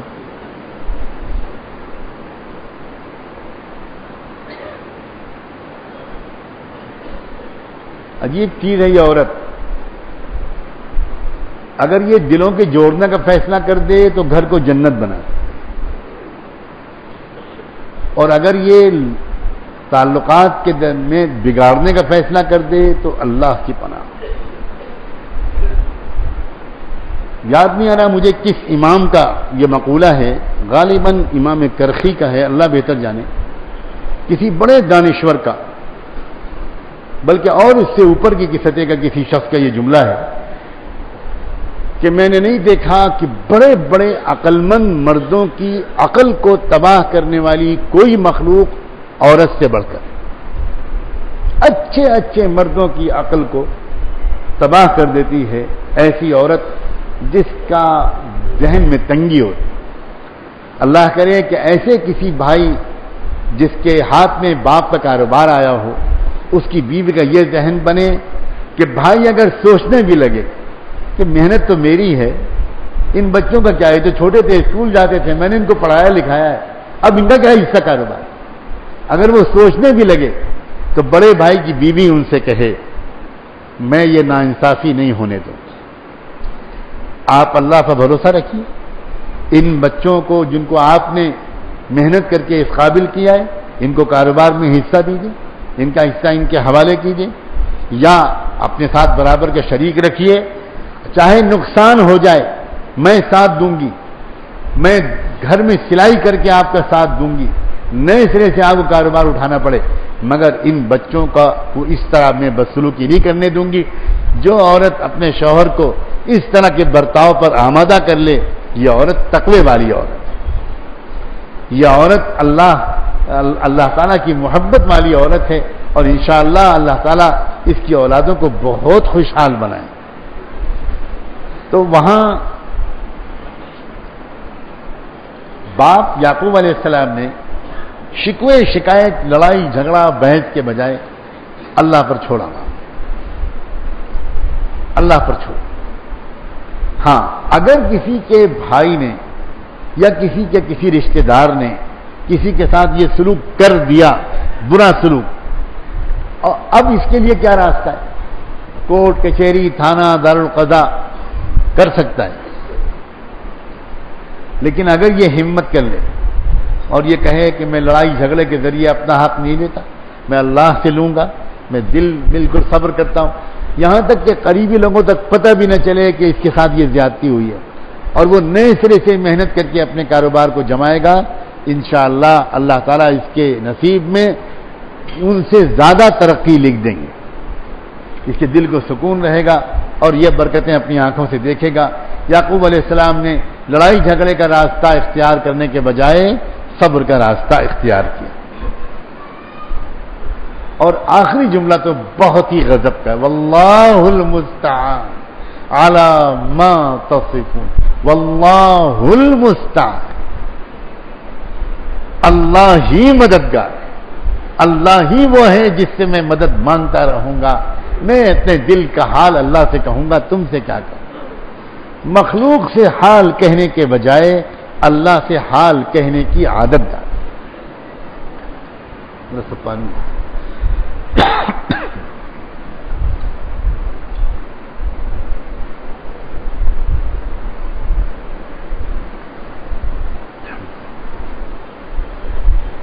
یہ واقعہ ہم نے سن لیا اور انشاءاللہ ہم نے یہ نیت بھی کی ہے کہ کچھ نہ کچھ تو ہم اس کی نقل کریں۔ دیکھیے ایک بات ذرا دھیان سے سمجھیں، اس کی عادت پڑنی چاہیے کہ ہم اپنے دل کا حال اللہ سے کہیں۔ دل کا حال اللہ سے کہنے کی عادت جس کی پڑ جائے گی وہ وہی شخص ہوگا جس کو اللہ کی یاد کی عادت ہے، جو اللہ تعالیٰ سے دل سے ایک رابطہ رکھتا ہے، جو اللہ تعالیٰ کو اپنے سے قریب سمجھتا ہے، جو اللہ تعالیٰ کو محبت کرنے والا پروردگار سمجھتا ہے اور اس کی محبت کو محسوس کرتا ہے اور اس کو اپنے خلوتوں کا ساتھی، اپنے غم کا مداوا، اپنے دکھ درد کا مرہم، ملجأ و ماوا جو سمجھتا ہے، وہی اللہ سے اس طرح کی بات کر سکتا ہے کہ واللہ المستعان۔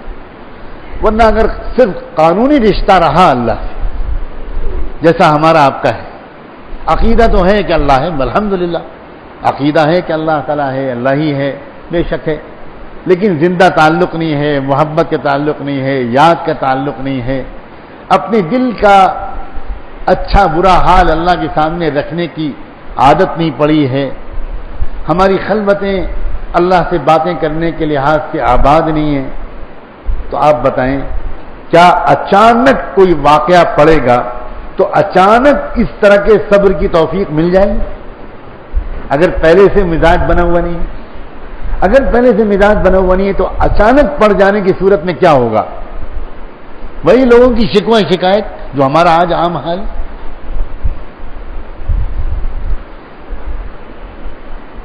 اس لیے اس کا مطلب یہ ہوا کہ کسی مخالفت کے شروع ہونے، کسی حسد کے شکار ہونے یا کسی دکھ درد میں مبتلا ہونے کا ہم انتظار نہ کریں، ابھی سے اللہ سے دوستی شروع کریں، اللہ سے طبیعتیں مانوس ہوں، اللہ ہمارے قریب محسوس ہونا ہم کو تصور ہو جائے۔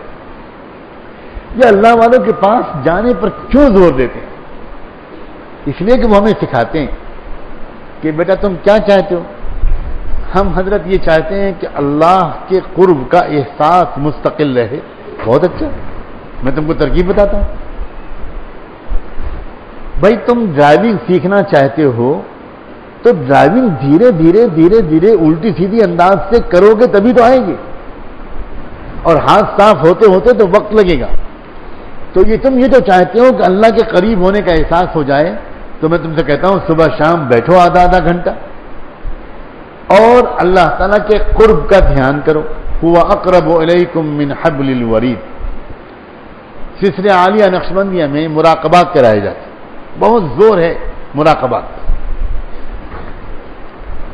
اس میں ایک مراقبہ ہے مراقبہ قرب، جس کا طریقہ یہ ہے کہ یہ تصور کرو، یہ آیت پڑھو کہ هو اقرب الیکم من حبل الورید، کہ وہ قریب ہے، میری گردن کی رگ سے بھی زیادہ قریب ہے۔ گردن کی رگ کا مطلب یہ ہوا کہ میرے وجود کے اندر ہے، بالکل قریب ہے میرے۔ یہ تصور کر کے بیٹھ جاؤ، بس یہی سوچتے رہو کہ وہ میری گردن کی رگ سے بھی زیادہ قریب، میری گردن کی رگ سے بھی زیادہ قریب ہے۔ ایک بات میں بیچ میں کہہ دوں، کوئی صاحب سلسلے میں داخل ہونے سے پہلے کسی شیخ کے بتائے بغیر یہ مراقبہ نہ شروع کریں، ورنہ ایسا نہ ہو کہ آپ کو آج یہ سننے کو ملے اور آپ کو بہت اچھا لگے۔ ایمان والے بیٹھے ہیں، سب کے دل میں شوق ہے، سب کے دل میں ارمان ہے کہ ہاں کب وہ دن آئے گا کہ ہم کو بھی اللہ سے قرب کا مزہ آئے اور آپ فوراً یہ کہیں کہ آج تو ترکیب مل گئی۔ اس لیے بھائی تم تو چلی جاؤ ٹیکسی سے گھر، میں ذرا مراقبہ کر کے آؤں گا، آپ فون کر دیں اور آپ یہیں بیٹھ جائیں، ہوا اقرب الیکم من حبل الورید کا مراقبہ کریں۔ میں بتاؤں، جب کوئی اللہ کا بندہ اخلاص کے ساتھ شروع میں یہ مراقبہ کرتا ہے تو چیخیں نکل جاتی، کیا کیفیت گزرتی ہے شروع میں، قرب الہی کے بجلیاں جب اندر تڑکتی اور کڑکتی ہوئی محسوس ہوتی ہیں، عجیب کیفیت انسان کی، یعنی ایسی کیفیت ہوتی ہے کہ آدمی کو ڈر لگنے لگتا ہے کہ یا اللہ کیا ہو رہا ہے، اور اسے اپنے شیخ کے پاس جانا پڑتا ہے کہ حضرت اقرب الیکم من حبل الورید کے وقت میں یہ کیفیت محسوس ہوتی ہے، تو حضرت اپنا ہاتھ رکھ کے توجہ رکھی حضرت نے، اللہ نور السماوات والارض مثل نورہ کمشکاۃ فیہا مصباح المصباح فی زجاجہ الزجاجة كأنها كوكب دري يوقد من شجرة مباركة زيتونة لا شرقية ولا غربية يكاد زيتها يضيء ولو لم تمسسه نار۔ ایسی کیفیت محسوس ہوئی کہ جیسے ٹھنڈک اتر گئی اور سینے کے اندر اللہ جانے کیا ہو گیا، لفظوں میں بیان ہی نہیں کیا گیا۔ اس کے بعد سے آج تک وہ کیفیت محسوس ہوئی۔ اسی طرح مراقبات معیت کرائے جاتے ہیں، اللہ ہوا معکم اینما کنتم، اس کا مراقبہ کرایا جاتا ہے کہ یہ سوچو کہ ہوا معکم اینما کنتم، پھر یہ سوچو کہ وہ میرے ساتھ ہے، اللہ ہمارے ساتھ ہے تم جہاں بھی ہو۔ اب شروع میں جہاں بیٹھو گے اور یہ تصور کرنے بیٹھو کہ اللہ ہمارے ساتھ ہے تو آدمی کے اوپر کبھی خوف کی عجیب حالت طاری ہو جائے گی، رونا آئے گا، ڈرے گا، گھبرائے گا، اللہ ہمارے پاس ہے، اللہ ہمارے پاس ہے، اللہ ہمارے ساتھ ہے، اللہ ہمارے ساتھ ہے۔ کبھی محبت کی کیفیت آئے گی، آہستہ آہستہ پھر قرار آتا ہے، اور پھر وہ منزل آتی ہے کہ انسان پھر اس ڈر سے استغفار کرتا ہے کہ اللہ ہر دم آپ کے ساتھ ہونے کا استحضار بیت الخلاء کے وقت میں بھی رہنے لگا، اے اللہ مجھے وہ معاف کر دے، وہ بڑی بے ادبی ہے۔ یہ سلوک و تصوف کو کھیل مت سمجھو۔ اور میں ایک بات آج کہہ دینا چاہتا ہوں، اس زمانے میں لوگ بیعت ہونے کی طرف متوجہ تو ہو رہے ہیں، یہ خوشی کی بات ہے، لیکن مجھے یہ کہنے کا حق نہیں ہے، اپنے بڑوں کی طرف سے شاید میں کہنے کا حقدار پاؤں، بہت کم لوگ ہیں جو اس لائن کی محنت کرنے کا ارادہ کرنے والے نظر آ رہے ہیں، ورنہ اللہ اکبر، ایک سال کوئی شخص صرف محنت کر لے، ایک سال اپنے اور کاموں کے ساتھ محنت کر لے، اور چند مہینے اگر خالی کر کے بالکل فارغ ہو کر اگر کوئی محنت کر دے، اور میں تو یہ چیلنج کرنے کو تیار ہوں، اگر وہ ان دنوں میں گناہ سے بچا رہے اور واقعی کسی کی نگرانی میں اعمال ذکر و سلوک کے طے کر لے اور ولایت تک نہ پہنچ جائے، تو میں کیا تم کو چیلنج کر دوں؟ ہو نہیں سکتا کہ دل کے اندر سے گناہوں کا کھوٹ نکل جائے اور اللہ کا ہم وقت کی استعداد نصیب نہ ہو۔ محنت نہیں کرتے آج کل، شوق سے محنت نہیں کرتے، بالکل محنت نہ کرنے والوں کی غالب اکثریت، یہ راستہ اس طرح طے نہیں۔ واللہ المستعان علی ما تصفون۔ اگر ہم چاہتے ہیں کہ ہر وقت ہمارے دل کے اندر سے آواز آئے، ارے بھائی اللہ سے کہنا ہے، کسی سے نہیں کہنا۔ لوگ اگر قریدے بھی سنا ہے آپ کی مسجد کے ٹرسٹیوں نے آپ کے ساتھ زیادتی کی، تو اس شخص کو کہنا چاہیے ارے بھائی اللہ المستعان، اللہ سے کہوں گا بھائی آپ، اللہ مجھے جو کہنا ہے میں اللہ سے۔ کوئی آ کر آپ سے کہے کچھ سنا ہے آپ کے بھائیوں نے زیادتی کی، سنا ہے کوئی وہ فلاں جماعت کے ساتھیوں نے آپ سے کو ستایا، کوئی کسی نے کہا کہ وہ فلاں نے، نہیں جو کچھ نہیں بھائی، کہ مجھے کسی سے کوئی شکایت نہیں، میرا دل مخلوق کی شکایت سے صاف ہے، میں جو کچھ کہوں گا اللہ سے کہوں، انما اشکو بثی وحزنی الی اللہ۔ یہ کیفیت کہ انسان مرد ہو یا عورت، کوئی شخص ہو، وہ اپنے غموں کو اللہ کے سامنے رکھے۔ بہت سی مسئلات یہاں سن رہی ہیں، اللہ ان کے آنے کو قبول فرمائے۔ مردوں کے مقابلے میں ان کے آنے میں زیادہ قربانی ہے، زیادہ قربانی۔ بہت سی مسکرات کے دل دکھے ہوئے ہوں گے، کوئی اپنے شوہر سے کی بہت سی زیادتیوں کو برداشت کر رہی ہوگی، کوئی اپنی نند بھاوج وغیرہ سے ستائی جا رہی ہوگی، کوئی اور مطلقہ بیٹھی ہو اللہ کی بندی جس کو طلاق ہو گئی ہو، بے سہارا ہو، کوئی بیوہ ہو۔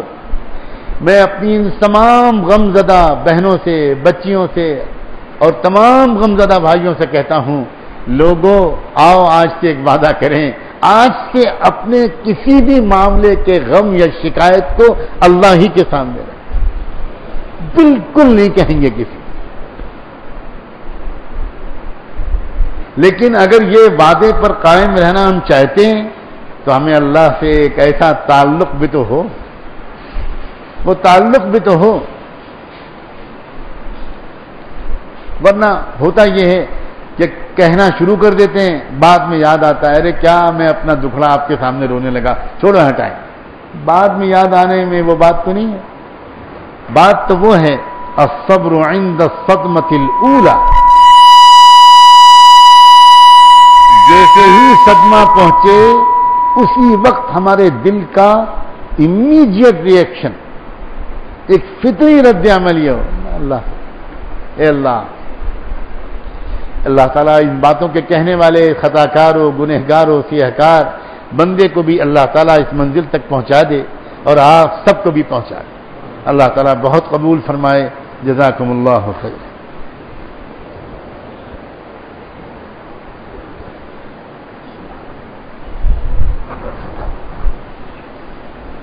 دعا سے پہلے ایک دو ضروری اعلانات سن لیجیے۔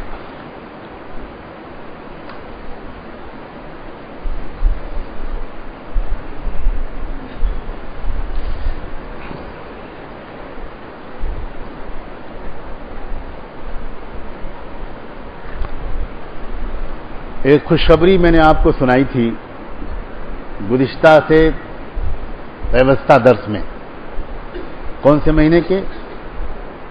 جنوری کے مہینے کے درس میں، یا پچھلے مہینے سے فروری میں جنوری میں ہے نا؟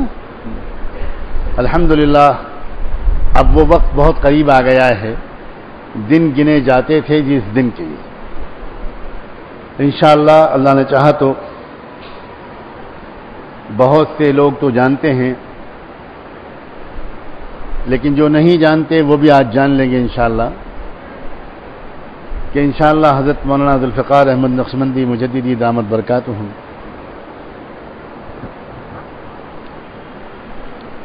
3 تاریخ کو انشاءاللہ آپ کے شہر میں پہنچ جائیں گے، 3 مارچ اور 4 اور 5 مارچ، ہاں اپریل 3 اور 4 3 اپریل کو انشاءاللہ، جزاکم اللہ، 3 اپریل کو، میری جلدی کی وجہ سے شاید 5 مارچ نکل گیا، 3 اپریل کو انشاءاللہ یہاں پہنچ جائیں گے، اور 4 اور 5 اس میں انشاءاللہ خانقاہ میں پورے 2 دن قیام رہے گا، اور اللہ نے چاہا تو شریک ہونے والوں کو کئی مجلسیں ملیں گی۔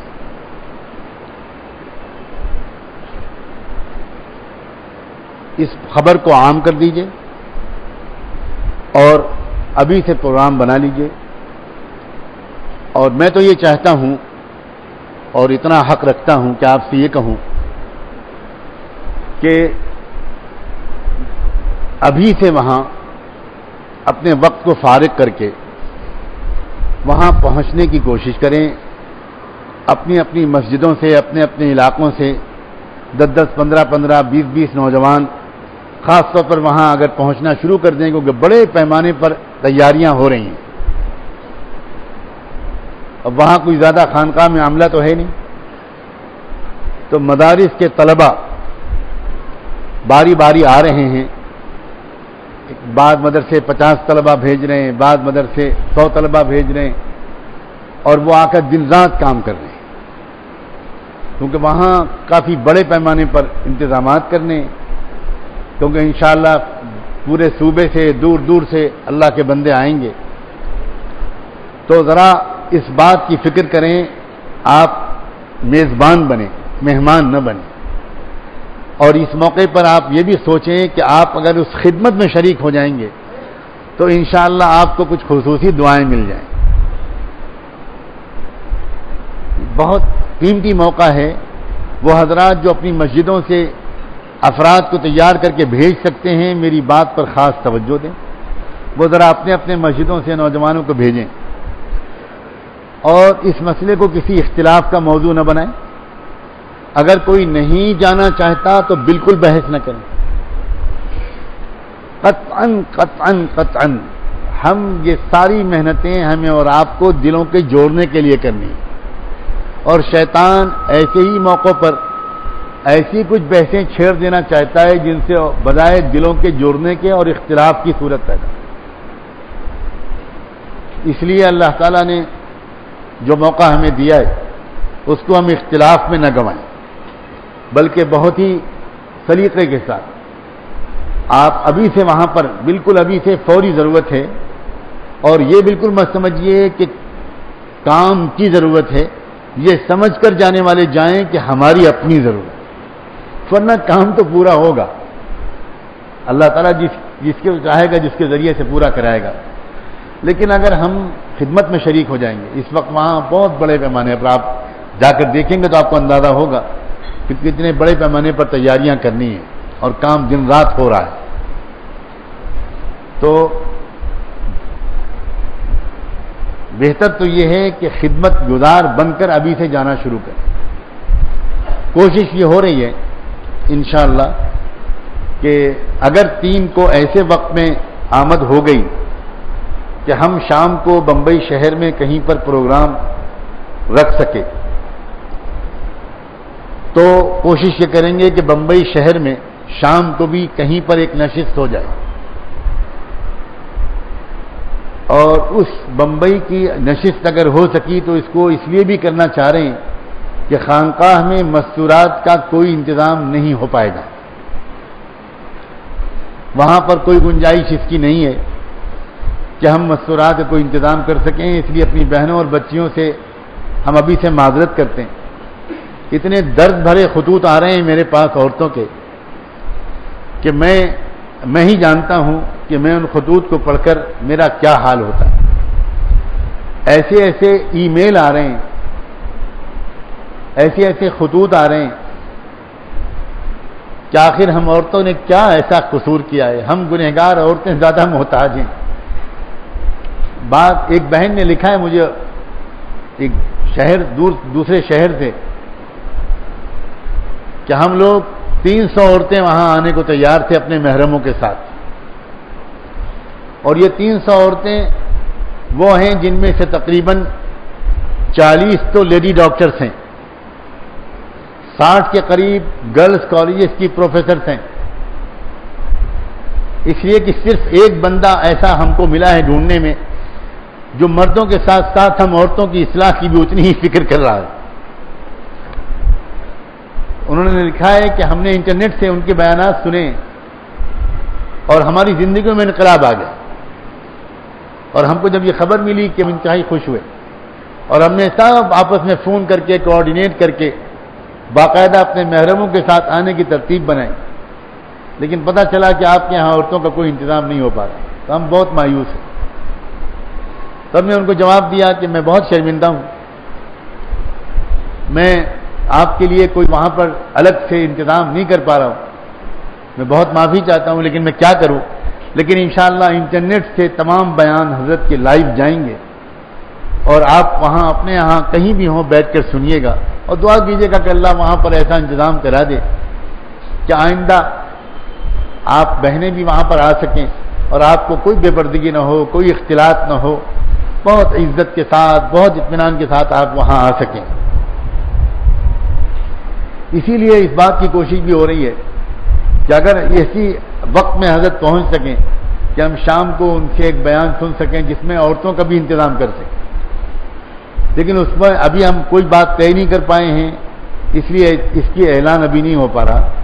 لیکن اگر وہ ایسا کچھ ہو گیا بمبئی میں انتظام، ایسے وقت میں آمد ہو گئی کہ ہم شام کو ایک نشست رکھ سکے، اس کے بعد خانقاہ ان کو لے جانے کا فیصلہ ہو سکا، تو آپ کو انشاءاللہ اطلاع ہو جائے گی، مساجد میں اعلان کروانے کی کوشش بھی کی جائے گی، اور بھی جو ذرائع ہوتے ہیں اطلاع دینے کے وہ اطلاع ہو جائیں گے، اور یہ اطلاع کہ انشاءاللہ 4 اور 5 کو وہاں پر 2 روزہ پروگرام ہوگا، جس میں آپ باقاعدہ اپنے قیام کے ارادے سے اپنے اوڑھنے بچھانے کی ہلکی ہلکی چادریں موسم کے لحاظ سے آپ لے کر آئیں، اور وہاں آپ فائدہ اٹھائیں، اور ابھی سے دعا کا بھی اہتمام شروع کریں۔ میں بہت عاجزی سے آپ سے درخواست کرتا ہوں، یہ دعا کریں کہ اللہ تعالیٰ عافیت کے ساتھ یہاں کا اور تمام مقامات کا پروگرام بھی پورا کرا دے، اور اصل مقصد حاصل ہو، ایک ایمان کی ہوا چلے، ایک توبہ اور رجوع عام ہو جائے۔ ایسا ماضی میں گزرا ہے واقعات۔ حضرت سید احمد شہید رحمۃ اللہ علیہ کا دور ابھی بہت پرانا نہیں ہے، ان کا حال یہ ہوتا تھا کہ جس شہر میں چلے جاتے تھے اس شہر میں لاکھوں لوگ توبہ کرتے، ایک ایک شہر میں۔ یہاں تک واقعات پیش آئے ہیں کہ کلکتے میں جب وہ پہنچے تو انہوں نے کلکتے میں یہ ہوا کہ چند دن کا قیام تھا، تو 1-2 دن کے بعد کلکتے کے شراب کے ٹھیکیداروں نے اور تاجروں نے باقاعدہ پولیس میں رپورٹ لکھائی کہ جب سے یہ شخص کلکتے آ گیا ہے ہزاروں لوگوں نے شراب پینا چھوڑ، ہمارا کاروبار ٹھپ ہو رہا ہے، اس لیے آپ اس کی تحقیق کر کے نکالے اس شخص پورے شہر میں، پورے علاقے میں اللہ تعالیٰ ایک بار پھر وہ منظر ہماری گنہگار آنکھوں کو دکھا دی. ہر کچے پکے گھر میں گنہگار توبہ کر لیں. ایسا ہوتا ہے، بار بار ہوا ہے اور پھر ہو سکتا ہے. اللہ تعالیٰ کی قدرت میں تو سب کچھ ہے. اس لیے بھائی آپ سے بھی درخواست ہے اور مستورات سے بھی درخواست ہے کہ روزانہ اس کی دعا کرنا شروع کریں کہ عافیت کے ساتھ آمد ہو جائے، تمام پروگرام عافیت کے ساتھ ہوں، ہمارے گناہوں کی نحوست ان پروگراموں کے اوپر کوئی منحوس سایہ نہ ڈال دے، اور اللہ تعالیٰ عام ایک توبہ، انابت، رجوع اللہ کی ایک ہوا چلا دے ہمارے پورے ملک میں، اور صرف مسلمانوں کو نفع نہ ہو، تمام ہندوستانیوں کو نفع ہو، ملک میں امن و شانتی قائم، ملک میں اتحاد کی فضا ہو، ملک میں غریبوں کی فکر کرنے والے بڑھ جائیں، لوٹ کھسوٹ کے رواج ختم ہو جائے، بدعنوانی ختم ہو جائے. ہمیں تمنا اللہ کے سامنے پیش کرنے میں کوئی رکاوٹ نہیں ہونی چاہیے. اللہ تعالیٰ ہم سے اس بات پر کوئی سزا نہیں دے گا کہ تم نے اتنی بڑی باتیں مجھ سے کیوں مانگ لی. اللہ تو بہت بڑا ہے، یہ سب باتیں تو اس کے لیے چھوٹی ہی ہیں. اللہ تعالیٰ قبول فرمائے. حضرت والا کے بیانات کی سیڈیاں بھی یہاں موجود ہیں ہر بات کے معمول کے مطابق، اور بڑے تازہ ترین سیڈیاں بھی تیار کی گئی ہیں، وہ بھی یہاں پر موجود ہیں. اس حادث کے اپنے بیانات کی بھی سیڈیاں ہیں. ابھی پچھلے دنوں YMCA میں ایک بیان ہوا تھا، عظمت صحابہ اور تحفظ سنت کا جو اجلاس ہوا تھا، اس میں بھی ایک بیان اس حادث کا ہوا تھا، اس کی بھی سیڈیاں موجود ہیں، اور بھی سیڈیاں یہاں پر موجود ہیں.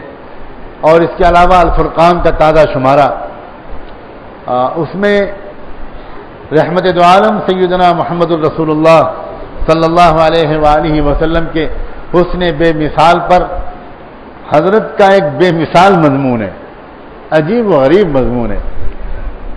وہ مضمون اس لیے الفرقان بھی اس لائق ہے کہ آپ لے جائیں، اور بھی کتابیں وغیرہ موجود ہیں. میرا دل چاہتا ہے کہ علم اور ذکر ان دونوں کا رواج ہر گھر میں بڑھے.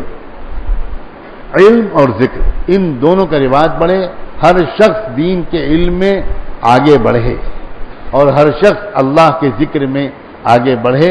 اللہ تبارک و تعالی قدر کی توفیق عطا فرمائے. ان موقعوں سے فائدہ اٹھائیں، اور اللہ تعالی ہمیں خوب اب اپنے دل سے مخلصانہ طور پر مانگنے کی توفیق عطا فرمائے. نہیں، اگلا 10 تو نہیں ہوگا نا، وہ پھر آئندہ اعلان کریں گے. مئی میں نہیں، ابھی کچھ نہیں ہوگا، ابھی کوئی اعلان نہیں. ہاں بھائی، انہوں نے اچھا یاد دلایا. اپریل کا جو درس ہوگا، آپ جانتے ہیں کہ وہ حضرت کی آمد کے بعد حضرت انشاءاللہ یہاں سے ملک میں اور بھی مقامات پر جائیں گے، اور اللہ کرے کہ مجھے بھی ساتھ میں جانے کی اجازت مل جائے تو میں پھر درس کے لیے یہاں پر اپریل میں نہیں آ پاؤں گا. اس لیے اپریل کا درس تو نہیں ہوگا. اب اس کے بعد مئی میں کون سے اتوار کو درس ہو پائے گا، یہ انشاءاللہ بعد میں آپ کو اطلاع دے دی جائے گی.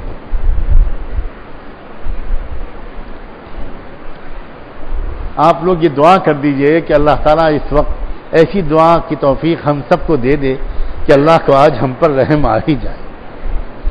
سبحان اللہ و بحمدہ، سبحانک اللہم و بحمدک، نشہد ان لا الہ الا انت، نشہد ان لا الہ الا انت، نستغفرک و نتوب الیک، نستغفرک و نتوب الیک، نستغفرک و نتوب الیک. اللهم صل على سيدنا محمد وعلى آل سيدنا محمد وبارك وسلم. اللهم صل على سيدنا محمد وعلى آل سيدنا محمد وبارك وسلم. اللهم صل على سيدنا محمد وعلى آل سيدنا محمد وبارك وسلم. اے رب کریم، اے اللہ، ہم آپ کے بندے اور آپ کی بندیاں آپ کے حضور میں حاضر ہیں. اے اللہ، ہم اقرار کرتے ہیں کہ ہم گندے ہیں. آپ کے بندے بظاہر ہیں، حقیقت میں بہت گندے ہیں. اے رب کریم، معاف فرما دیجیے، معاف فرما دیجیے، معاف فرما دیجیے، معاف کر دیجیے، معاف کر دیجیے، معاف کر دیجیے میرے اللہ، معاف کر دیجیے، معاف فرما دیجیے، ہماری اصلاح فرما دیجیے. اے اللہ ہماری اصلاح فرما، ہمیں اچھا انسان بنا دے، ہمیں اچھا انسان بنا دے، ہمیں اچھا انسان بنا دے۔ اے رب کریم، اے رب کریم ہمیں برائیوں سے نکال لیجئے، اے اللہ ہمیں گناہوں سے بچا لیجئے، اے اللہ ہمیں گناہوں سے بچا لیجئے، اے اللہ ہمیں گناہوں سے بچا لیجئے، اے اللہ ہمیں گناہوں سے بچا لیجئے، اے اللہ ہمیں گناہوں سے بچا لیجئے، اے اللہ ہمیں گناہوں سے بچا لیجئے، اے اللہ ہمیں گناہوں سے بچا لیجئے۔ اے اللہ، اے اللہ، اے اللہ ہم آپ کے آج حضور میں آئے ہیں، بڑی امید کے ساتھ ہاتھ اٹھائے ہیں۔ رب کریم ہم دل سے اقرار کرتے ہیں کہ ہم وہ نہیں ہیں جو ہمیں ہونا چاہیے، ہم وہ بن گئے جو ہمیں نہیں بننا چاہیے۔ بہت گناہ ہم سے ہو گئے میرے اللہ، بہت گناہ ہو گئے، بہت گناہ ہو گئے میرے اللہ، میرے اللہ بہت گناہ ہو گئے، بہت گناہ ہو گئے۔ اے اللہ جتنے گناہ کر سکتے تھے سب کر ڈالے۔ اے اللہ اگر ہم نے کچھ گناہ ابھی تک نہیں کیے ہیں تو شاید صرف اس لیے نہیں کیے کہ ان کے کرنے کا ہم کو موقع ہی نہیں ملا۔ اے اللہ، اے اللہ اگر شراب نہیں پی تو اس لیے نہیں پی کہ اس کا موقع نہیں ملا، قتل نہیں کیا تو اس لیے نہیں کیا کہ اس کے حالات نہیں پیش آئے، ورنہ جو گناہ کر سکتے تھے سب کر ڈالے۔ اے اللہ، اے اللہ، اے اللہ بچپن سے سنتے آئے ہیں کہ آپ معاف فرمانے والے ہیں، آپ خطا کار بندوں اور بندیوں کو معاف کرتے ہیں۔ آج ہاتھ پھیلائے بیٹھے ہیں معاف کرنے، کوئی تو ہوگا اس محفل میں رب کریم، اے اللہ کوئی تو ہوگا جس کی آمین آپ کو پسند ہو، جس کا ٹوٹا دل آپ کو پسند ہوگا۔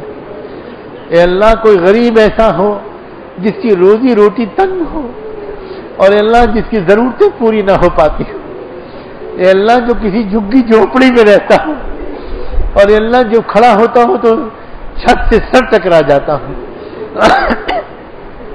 جس کے گھر میں کوئی بیمار ہو اور علاج نہ کروا پا رہا ہو، اے اللہ، اے اللہ ایسے کسی ٹوٹے دل کے غریب کی آمین کے تو فعل آج اس پورے مجمع کو معاف کر دیجیے، معاف کر دیجیے میرے اللہ۔ کوئی یتیم بچہ بیٹھا ہو جو اپنے باپ کی محبت بھری نگاہوں سے بچپن میں محروم ہو گیا، اے اللہ کوئی ایسی دکھے ٹوٹے دل کی بیوہ بہن بیٹھی ہو جس کا سہاگ اجڑ گیا ہو، اے اللہ اس کی سونی سونی راتیں اے اللہ رات رات بھر کروٹیں بدلتے ہوئے وہ گزارتی ہو، اے اللہ کوئی ایسی آپ کی بندی بیٹھی ہو جس کو طلاق ہو گئی ہو اور وہ جوانی میں اکیلی زندگی گزار رہی ہو، اے اللہ، اے اللہ کسی کو بہانہ بنا دیجئے، کسی کو وسیلہ بنا دیجئے، آج ہمیں معاف کر دیجئے اور ہمیں نیک بنانے کا فیصلہ کر دیجئے۔ اے اللہ آنے والے مہمان کو عافیت سے پہنچا دیجئے، پہنچا دیجئے، پہنچا دیجئے میرے اللہ، اے اللہ عافیت کے ساتھ پہنچا دیجئے۔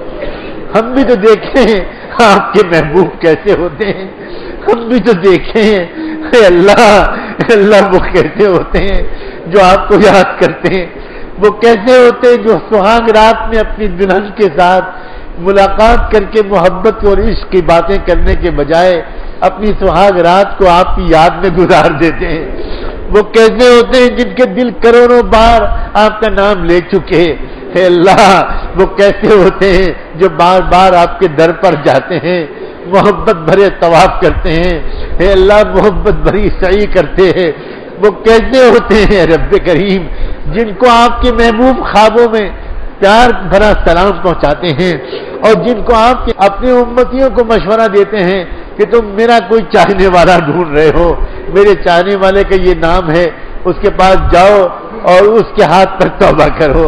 اے اللہ ہم بھی تو دیکھیں، ہم بھی تو دیکھیں آپ کے محبوب کیسے ہوتے ہیں، زانیوں شرابیوں کو تو بہت دیکھ چکے، اے اللہ، اے اللہ، اے اللہ، اے اللہ ہماری آنکھوں نے آپ کے نیک بندوں کو کب سے نہیں دیکھا، اے اللہ ہمیں پہلے سے پہنچا دیجئے اس جگہ پر، اللہ ہمیں خدمت گزار بنا دیجئے، ہمیں خدمت کے لیے قبول فرما لیجئے، ہمیں خدمت کے لیے قبول فرما لیجئے، اللہ اس جگہ میں اتنی وسعت دے دیجئے کہ ہم آپ کی بندیوں کے لیے بھی تو انتظام کر سکیں، اے اللہ بڑی شرمندگی ہوتی ہے، بڑی شرمندگی ہوتی ہے، اللہ بڑا دل دکھتا ہے، اے اللہ انتظام کروا دیجئے رب کریم، انتظام کروا دیجئے، اے اللہ کسی مخلوق سے کہتے ہوئے تو شرم آتی ہے، اللہ آپ سے کہنے میں کیا شرم ہے، اللہ انتظام کروا دیجئے، انتظام کروا دیجئے، اللہ عافیت کے ساتھ انتظام کروا دیجئے۔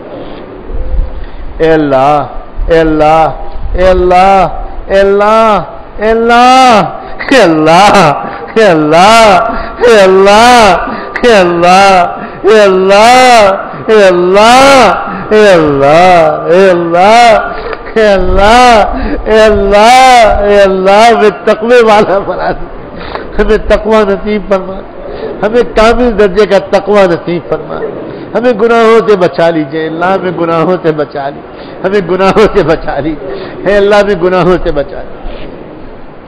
اے اللہ، اے اللہ ہم سب کی جو بھی ضروریات ہیں اے رب کریم ہم سے زیادہ آپ جانتے ہیں، ہماری ضرورتوں کو پورا کر دیجئے میرے اللہ، ہماری ضرورتوں کو پورا کروا دو، ہماری ضرورتوں کو پورا کروا دو۔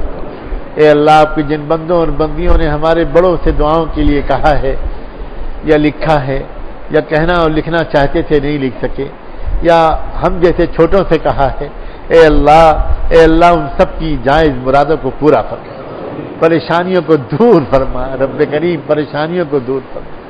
اے اللہ بیماروں کو شفا نصیب فرما، بیماروں کو شفا نصیب فرما، بیماروں کو شفا نصیب فرما۔ اے اللہ تمام مدارس و مکاتب کی حفاظت فرما، تمام خانقاہوں کی حفاظت فرما، اور اے اللہ اے اللہ اے اللہ دین دعوت و تبلیغ کی محنت کی حفاظت فرما۔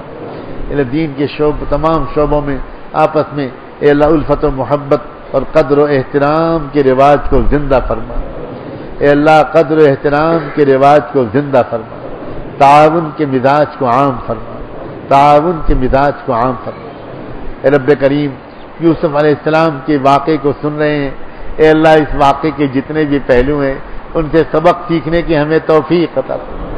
اے اللہ ہم تو بڑے خالی ہیں، ہمارے پاس نہ صبر ہے نہ ہمارے پاس اے اللہ برداشت ہے، اے اللہ ہم تو اپنا دکھڑا مخلوق سے روتے رہتے ہیں۔ اے اللہ آج ہم نے کچھ ارادہ کیا ہے، اے رب کریم ہمیں صبر جمیل کا سلیقہ سکھا دے، ہمیں صبر جمیل کا سلیقہ سکھا دے۔ اے اللہ جو مانگا ہے وہ بھی دے دیجئے، اور جو نہیں مانگ سکے وہ بھی عطا فرما دیجئے۔ وصلی اللہ تعالی علی خیر خلقہ سیدنا محمد وعلی آلہ وصحبہ اجمعین برحمتک یا ارحم۔